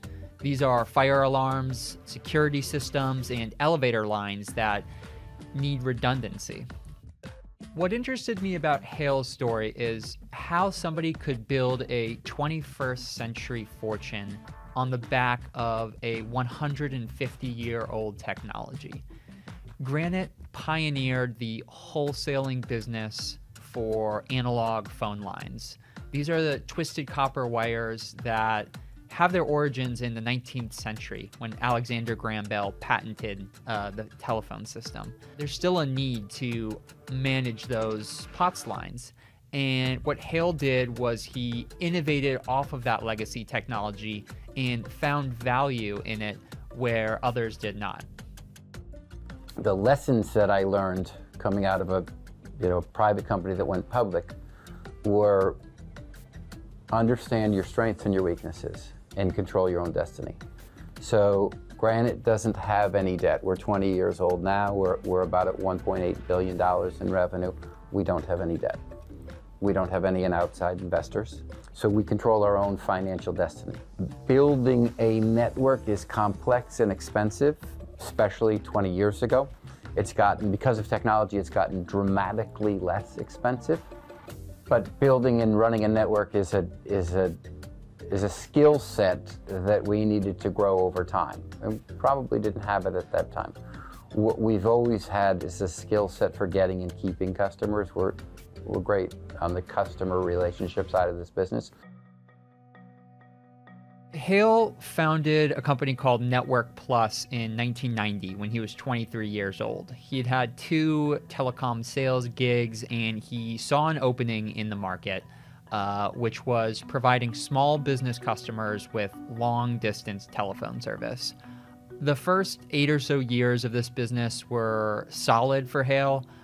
They netted margins around 10-11%. They didn't carry any debt. Things were going well. So after legislation in 1996 opened up the local phone market to competition, investors started throwing money at telecom companies that were laying down cable and were building physical networks. So Hale moved his business from the wholesaling model and into the network building model.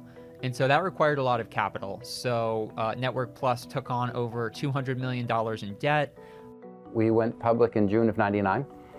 We were those sexy stocks that there was so much demand that the stock opened at a level much higher than the original trade was proposed. So we were supposed to open trading at 16. In fact, the first trade opened at 26.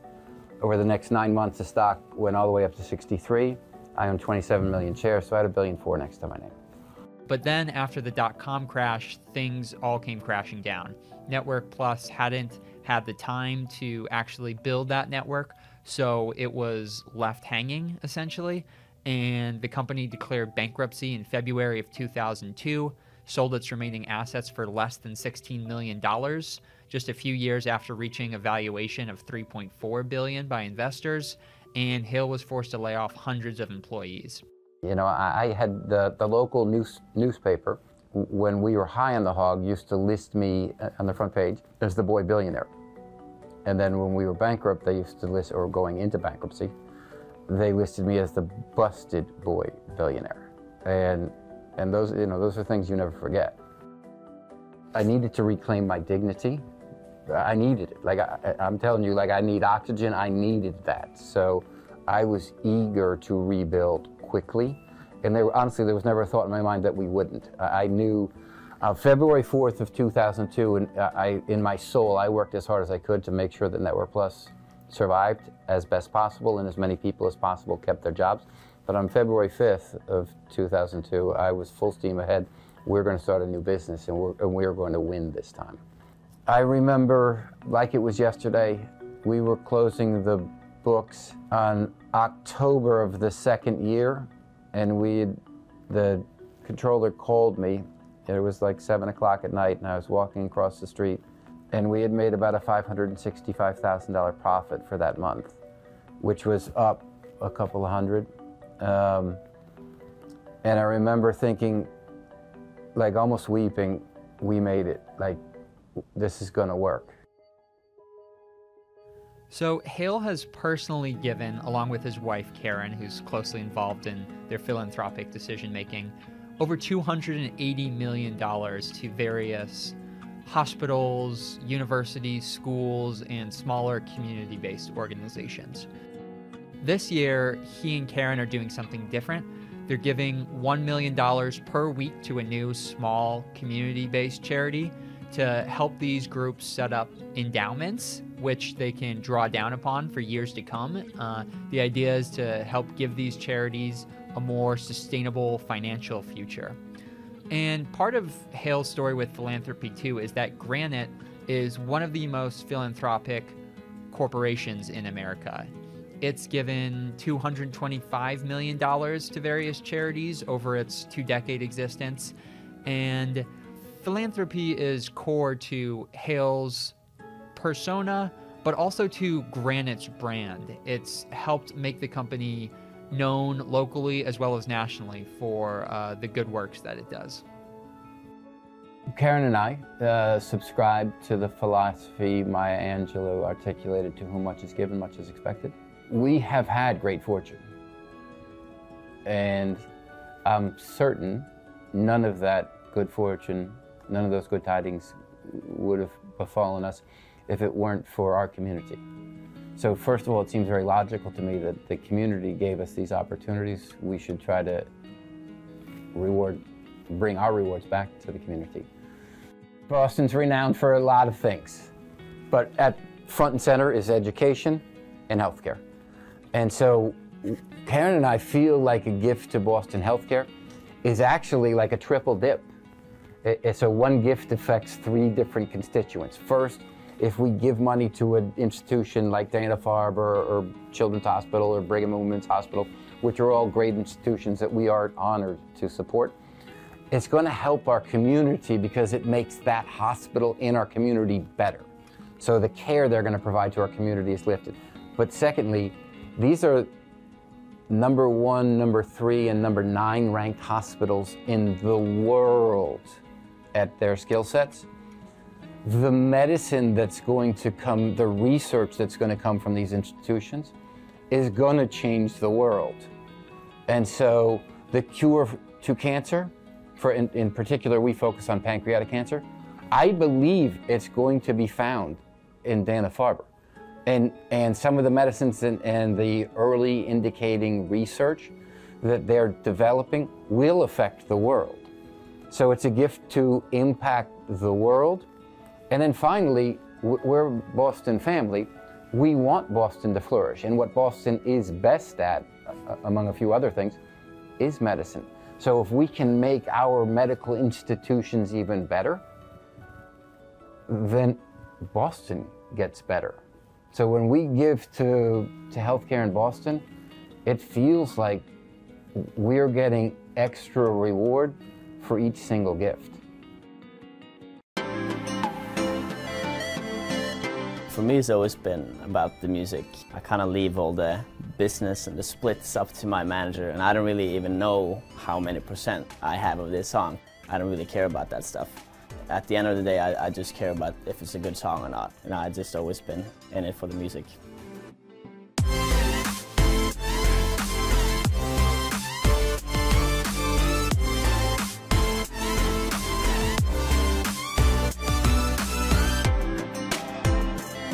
inspiration can like come from a lot of different places. When I listen to songs, I try to like analyze the tracks and try to figure out how they produced certain parts or how they got that sound to sound like that. And then I kind of just go in the studio and experiment. I might be inspired by one song and then go into the studio thinking I'm going to produce a song that sounds like that, and then it turns out, you know, completely different. I guess it just, you know, sparks like an idea, and like I just love to sit and play around and experiment and kind of let the track kind of take me wherever, you know, I feel like, you know, going. In the beginning I had, you know, this idea of I wanted my music to be like well known and famous, but I didn't want my face to be famous. I kind of quickly, you know, understood that that's not possible. People are curious to see, like, oh, well, who's the person making these songs? I think I had 80 or 100,000 likes on my Facebook page before I posted a picture of myself. Like, no one knew what I looked like. And that was definitely, you know, a big step for me too. Like, it was weird suddenly, you know, being recognized, and it can still be weird. I'm definitely not in music to be famous. That's kind of the backside of everything for me. I've understood that it's part of it, and I'm comfortable with it now. But it was definitely, you know, for me, it was definitely a big challenge in the beginning. My dad has been like always very interested in music, so we listened to everything when I was younger. So I guess just a lot of these classics are just songs that I love. I guess it started out, I did a remix of Marvin Gaye's Sexual Healing, which I was kind of scared of doing because it's perfect. Like, the song is a classic for a reason, because it's perfect. To mess with that, it's kind of like, you know, scary. I posted it on SoundCloud and the response was amazing.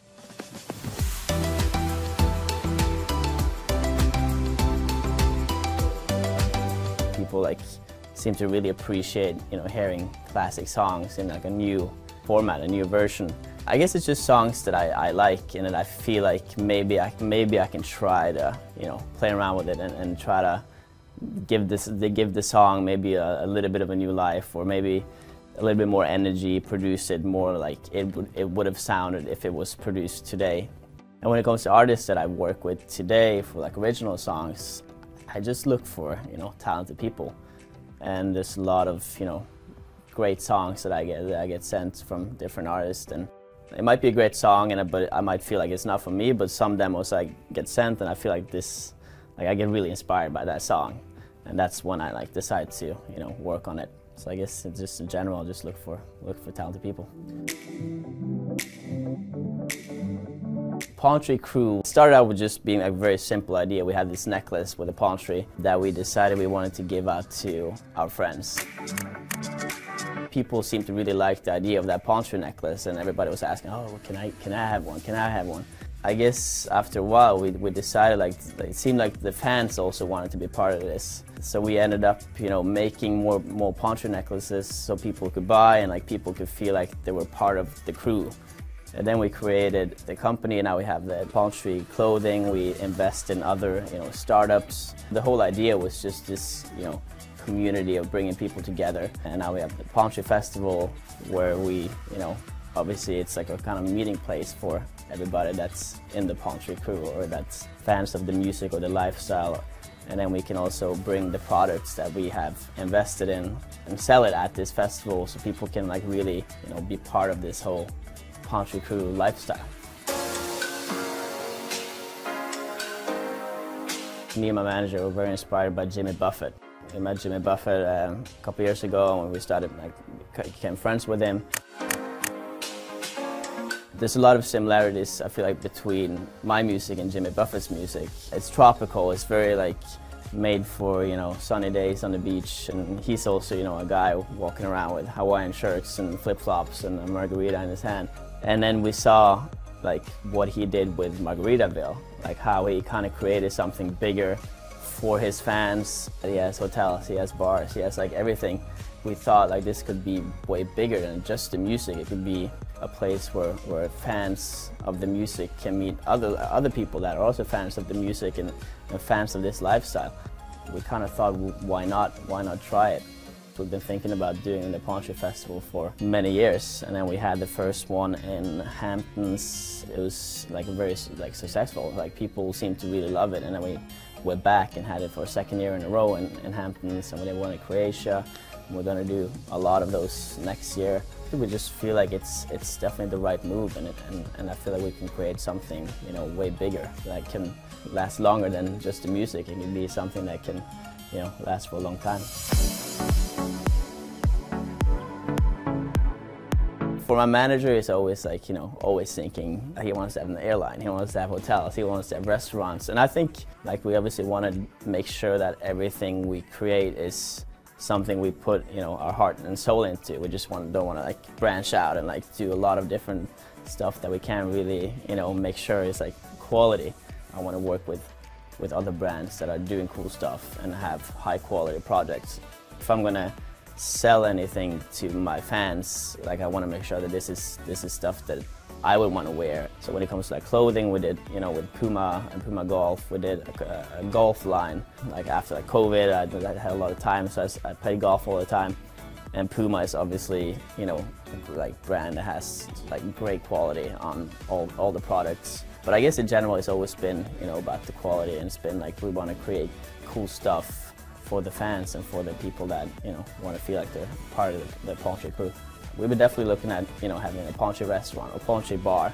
If we just keep taking it step by step, we'll see how far we can take it. We are here with Diane Hendricks. She's a woman of many titles. She's an active owner of ABC Supply, and she is one of America's richest self-made women and on this year's 50 over 50. Diane, thank you so much for having us. Thank you for having me. I want to start, you have such a fascinating story, including you grew up on a dairy farm, and you've previously told Forbes that growing up on this farm, you were not allowed to milk a cow or drive a tractor. Is that correct? That's correct. Why is that? Well, I'm one of 9 girls, and my father, I just think, felt that it was safer. He was always worried about us kids, girls being in the farm. I think he always wanted boys, probably would have stopped at 2, but went on to have 9 girls. He just had us do little tasks. Large tasks were for the men and the young men that he would hire to do the hard work on the farm. But you learned hard work growing up on this farm. I learned to work, but I didn't work around machinery. Okay. It's just the way he was.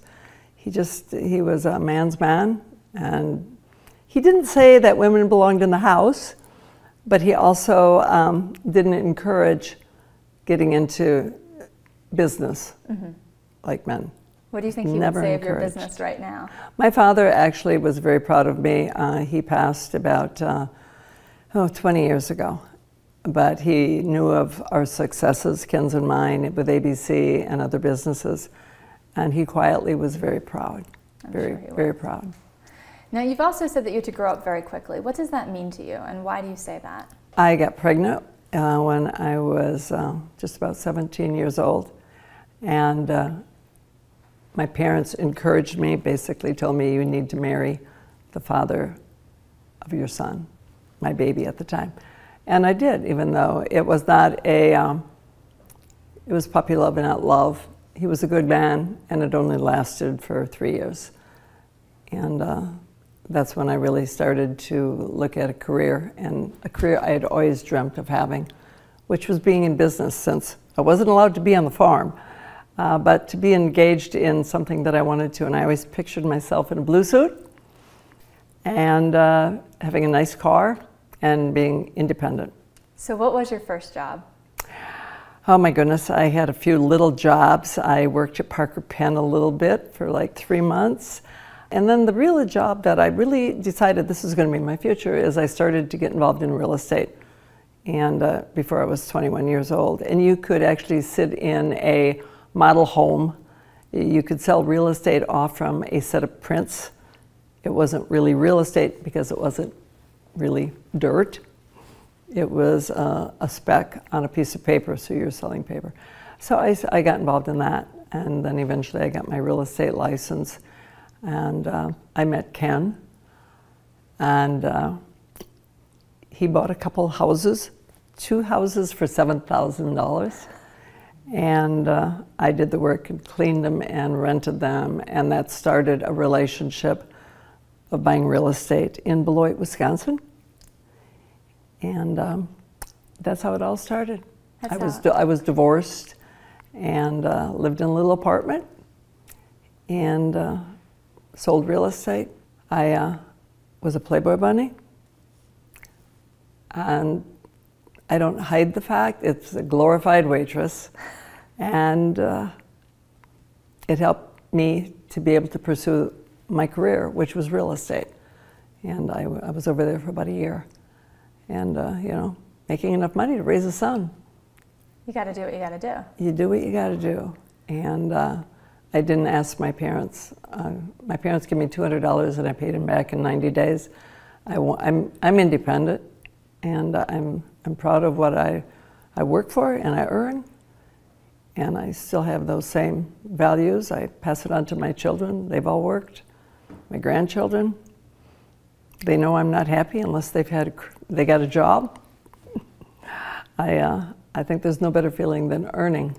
Working and earning it is a feeling of satisfaction, and I've pursued that my whole life. Well, you and Ken were business partners and life partners, but let's talk about building a business together. When did ABC Supply begin and how? Ken and I were together for like 15 years. He was a roofing contractor, and I really was I was the real estate person. And we owned a lot of homes in Beloit. And that is the city that really gave us our start. Ken had lived in Janesville and had a piece of real estate, and he called himself an entrepreneur, which was a word that now is used in everyday language for years. And they asked Ken if he knew what an entrepreneur was. And it was kind of a funny conversation, because he said, it's a risk taker and we don't do business with risk takers. And so that kind of halted his banking in Janesville. And we started to bank, and it was Beloit Savings Bank at the time. And they gave us a start. And it truly is the city that made all the difference to Ken and I. They were a giving community. And I still call it home. And I've done a lot to help the community. And that's really important to me, to give back, because they gave us that chance. You never forget the people who gave you that You chance. Really don't. You really don't. I want to talk to you about building this business. So you built ABC Supply with Ken until 2007. Right. Ken was a roofer when I met him. He had a roofing contracting firm that was local in Madison and in the Janesville area. And probably 5 years after I knew Ken, we started doing government work for the military. Many nights with big prints laying all over, trying to determine what we were going to bid to get one of those jobs. And they were large contracts. And I always say we either made money on it or we lost. And it was an open bid process. And if you were a low bidder and you were really low, you worried a lot. And so we did that for quite a long time. We realized the need in our industry, the roofing industry, but the manufacturers, each of them, they were the manufacturers of it, but they were also the distributor. If you wanted that kind of shingles, you bought it from the manufacturer. There was no distribution chain across the nation, so there was little pockets of where the products were manufactured, and you generally bought from the manufacturer that was in your area. And as we were roofing contractors in the military, they would spec products that you couldn't get in the areas where they were building, where they were asking you to provide product. And you just start looking at the need, and over the course of 5-10 years, we realized that there needed to be a distribution chain to be able to offer to the customer, us the contractor, the selection of various manufacturing products across the nation. And so we pursued that and finally put together a plan. I remember it took us like 2 years to put together the plan on how do we start, where do we begin to be a distributor of roofing products. And so we practiced on a wholesale store that sold products for real estate people, just to see what it was like. And from there, we decided we were ready a couple of years later, and we opened up store one for ABC Supply with products that we brought in, shingles from different manufacturers. We were in business for about 3 years, just buying up lumber yards, a couple here, a couple there. And when we heard that GAF was going to sell off their roofing division, and I know Ken and I were on vacation, and we flew home and went up and met with GAF, and 2 young people that had never been to New York and negotiated to buy 13 of their stores. And we accomplished that. It feels like you and Ken really identified an opening in the market. How did you do that? What were you seeing? Because there was no distribution for contractors, and had been a contractor for years, and it was just, we need to have a distribution chain, be able to carry all the products, and we wanted to bring professionalism to the industry that we had come out of as a contractor. And we felt we weren't being treated with respect. We were roofers. And that was part of our goal, was to build a company that would take the guy in the pickup truck and provide service and respect to all of them. And we built our motto on growing ABC, and we finally laid it out.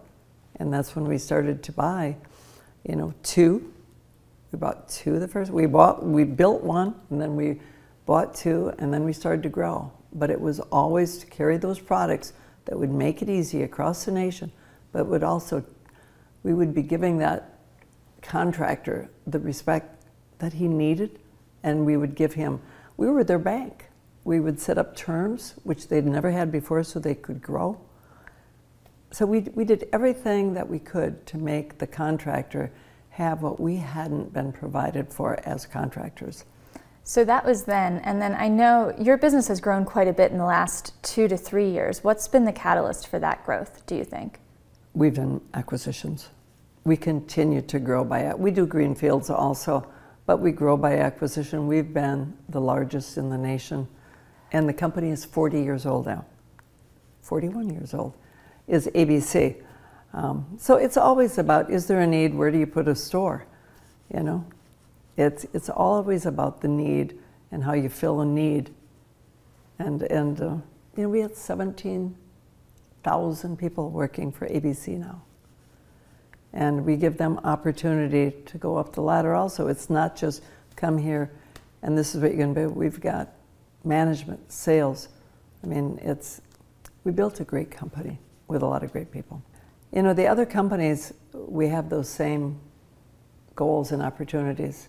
We've got 3,500 employees that work for manufacturing, the construction, all of the other 16 companies that we own, and good management. And it boils down to having the right people in the right positions so that they can lead.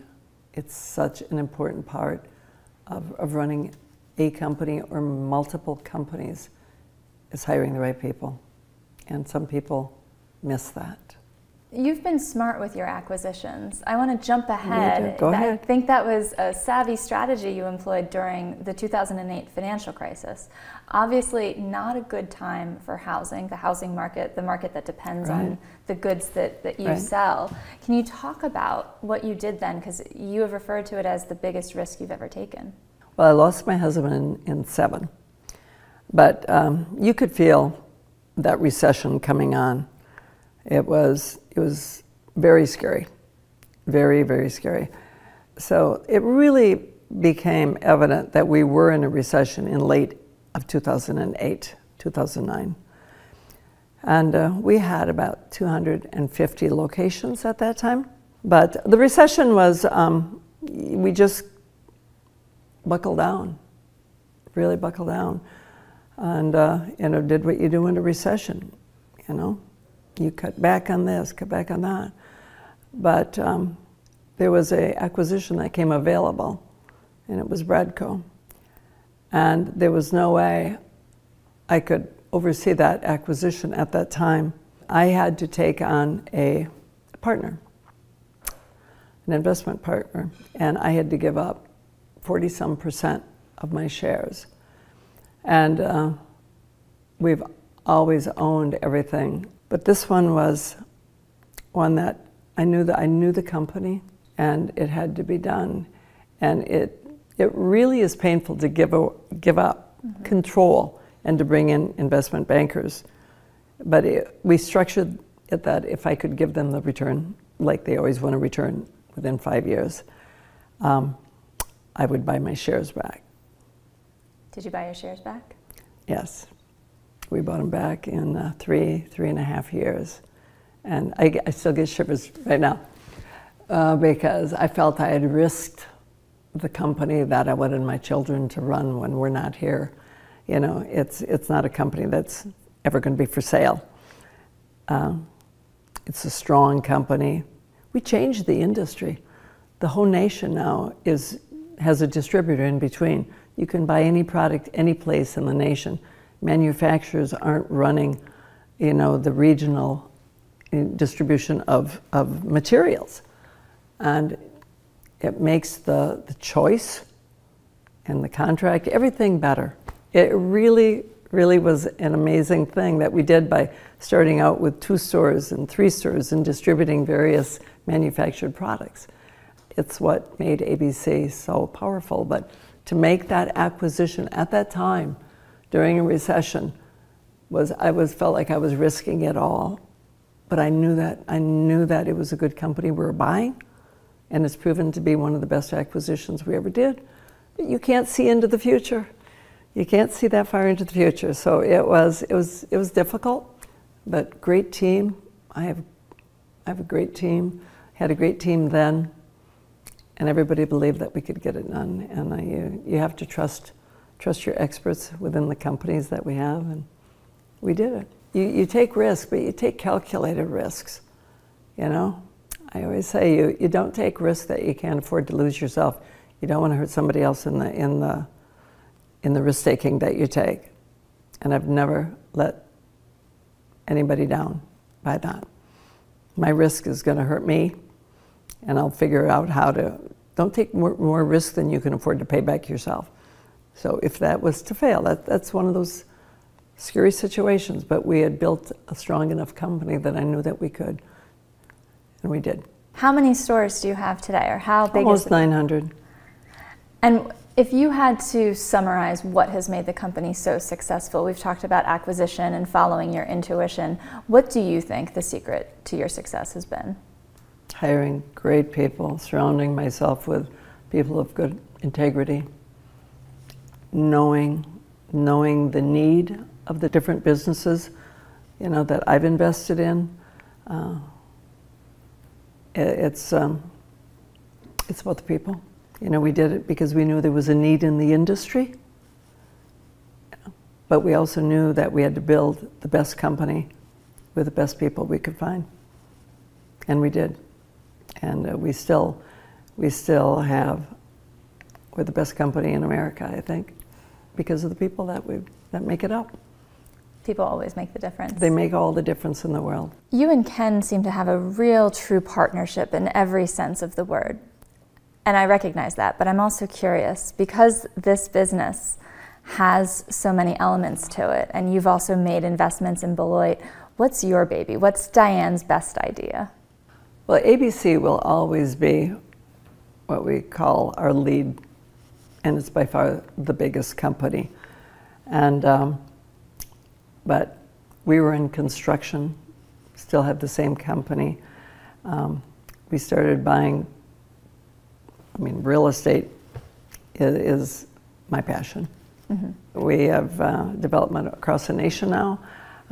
Beloit, you know, it's, for me, in the last 15 years, it's like give back to Beloit what they gave Ken and I, which was opportunity to be able to, you know, bank for us. Our banks in Beloit gave us that chance. The people in Beloit, you know, they supported our growth. It's just a great community, and so I just have found it very rewarding to be able to help Beloit be the city they always wanted to be. It was made up of great people, mm-hmm. but it was always a foundry city that lost a lot of its companies in the last 30 years, and they were always struggling. And it's really my turn, my time, to be able to develop it into a city that's a little jewel. It's not philanthropy. A couple of things are, but basically it's putting revival back in a tired town that got left behind when industries changed and manufacturing left, and it was difficult to watch the city I loved, which is only 35,000 people, you know, really start to suffer. I know there's been manufacturing investments that you made in schools, but more recently there's the Lincoln School. Can you tell me about it? Our public school system across the nation has major problems, and especially in Beloit, they've suffered in the school system the numbers that children are graduating and their ability to get on with their life. It's very difficult, very difficult. So it got to the point that the only way that we could really help is to put competition in the city and to actually start a school, build a school, and embrace educating the children so that they don't just graduate, but they graduate with knowledge, and we're doing that. We're 1 year old, 1 year. And in math, we doubled what they had learned, 200% in 1 year. So the school in 3 years will be from K4 all the way to 12. And so we'll get to having a full school. It's built for all of the children. And we will, right now we're 530 children entering school. Huge waiting line to get in, sad. I wish I could grow it faster. But you know, you've got to hire the teachers, you've got to, and the curriculum is, we're teaching the basics. And you got to hire the right people. Hire the right people, and make sure you teach them what they need to know. So the mission for our school is that you will graduate and you will already know a career, maybe nursing, because we do a lot of vocational training and teaching. The whole lower level is all about vocational. And it's a forgotten need in our nation. Mm-hmm. Educating kids how to be contractors, how to, you know, be in the electronic world. I mean, we're bringing it all in there. You can, it's fabulous what we're doing there with kids. You know, you've got to have a future, and we build futures for children. And we talk about it when they're 4 years old. We already talk about, what do you dream about? Mm-hmm. What do you think you want to be when you grow up? What did you want to be when you grew up? I mean, we're talking here for the 50 over 50, and I love asking people, did you ever imagine your over 50 career when you were a teen or in your 20s? I tell this story as I remember the day I stood at the window in the farmhouse and thought, I don't want to be a farmer. I don't want to marry a farmer. I was 10, and I dreamed about wearing that blue suit and going to the city. I lived in Aussie, Wisconsin. The city I wanted to go to was Minneapolis, because it was the biggest city close by. And my two older sisters, one was working up there already. So, you know, I'm one of 9, so I was in the middle. I was going to say, what number are you? I'm number 4, or, yeah. My dad is 4 of 9. 4 of 9, yeah. So it's, you know, there's a lot of us in the middle, but it's all good. But you do dream. If you don't dream, you don't have a goal. You don't know where you're going to go. You have to think about your future. And I think thinking about your future, the younger you are, the more you start looking at those careers. You just notice what's going on in life. You're exposed to it. I knew what I didn't want to do. And here I live now in the country. I have horses. I have all the things I said I wasn't going to do. Yeah, I don't milk cows, but I do love nature. Mm-hmm. I love nature. I love being outside. So you can, you know, the old saying, you can take the girl out of the country, you can't take the country out of the girl. And I'm living proof of that. Is there a moment as you look at your career that you think you almost gave up? You wanted to just throw No in way. No? Oh. Never. All right. Moving. I've got, I think, 3 signs in my office that tell me never to quit. You quit, you're done. Doesn't matter what it is. I don't believe in quitting. Now I'm facing, life. Life on this earth is I'm not done. You're not You know, done. that's the most frustrating part, I think, of getting old is, golly, there's still so much to do. What do you want to do? More education, more for the school, more for the people that have helped me, you know, just to give back in many ways. I can't change the world, but there's so many things I can do. Medicine. I'm really involved in a company called North Star. I've been involved in it for 14 years. And it's just coming to its own. I'm in a cure for cancer. And I can actually see it. I can see it. It's all about isotopes and new medicine. It's good stuff. I want to be there. Is being over 50 an advantage or disadvantage in your line of work? I think it's helped. There's not an experience that I didn't learn something from. So I think that's good, you know. I enjoyed being under 50. You know, I was working when I was 21, and I was working when I was 20. I just think there's a lot you can learn in life, and I have learned a lot. I didn't go to college. I had to learn what I know, you know, whether it be hard knocks or by mistake, but you learn and you carry that knowledge with you. Speaking of experience, you have seen your business through a number of different economic times. And we are talking in a moment where it was just reported that new home sales fell in July to a 6.5-year low. There's a lot of uncertainty out there in the market. I first want to ask you about the business. How are you feeling about, I know you have different lines of business, but given the broader economic environment, what's your outlook? Definitely, we're going into a recession. We're probably already there. Whoever keeps score on that. From what I'm hearing, it's not going to be as hard as the recession of 8, 9, 10. That was long and that was hard. I'm hoping that we don't have to go through that it won't be as hard. Are we preparing for it? Absolutely. I was going to ask, what's your advice for female entrepreneurs or just younger women in general who are seeing this economic uncertainty and feeling that uncertainty in their own career? It's hard for me to separate myself by gender. My saying is when I go to work, I just park my gender at the door. Almost all the businesses I'm involved in are more male industries. I mean, they're manufacturing and extruding, and they're all, I don't have any industry.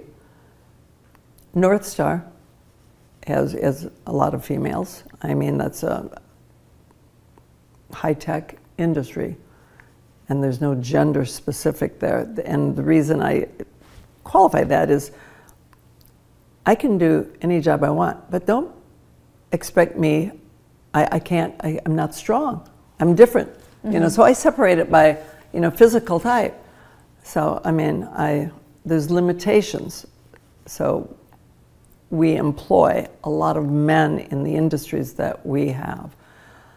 So your question was, how do I see it for women? It's hard for me to look through that lens. It's going to hurt everybody. Everybody. I mean, recession is never good. But honestly, I can't separate the genders on how this recession is going to hit. That's fair. I just can't. I can't do that. Can't do that. Well, I will ask you another gender question. Okay. We have called you the richest self-made, one of the richest self-made women in America. What does that mean to you? What does it feel like to be among that rarefied group? Well, I never quit. I work hard. I get asked all the time, why do you still go to work? You're ancient. My kids. and you know, like, Mom, you know, why are you still going to work? You're 75 years old. It's like I'm healthy. I love what I do. I'm still growing companies. Why would I quit? Why would I not be there? I like it. I like business. I know there's more I can do. I just, You know, like everybody, the clock is ticking. I got to hurry up and get it done. So I'm working at it. I think doing things for mankind, like the North Star business, it's important to me, really important to me. I ran in and put on my pin on my suit because I love this country. And opportunity is here. And I'm just so blessed to have been born in America. And I never had a door that didn't open for me. I never thought about being a female and not being able to do what I do. I don't give advice usually. People have to figure things out themselves, but I tell my children, just, you know, if you want to do that, just do it. You know, don't think why women aren't in that. You know, the only thing that'll hold you back is if you're not physically strong enough to do certain tasks. And that stops me from, I never wanted to be a shingler. I didn't want to apply the roofing. It's way too much work for me. So I think, you know, so much of our choices as females is, I go in there and you want to be a doctor, be a doctor.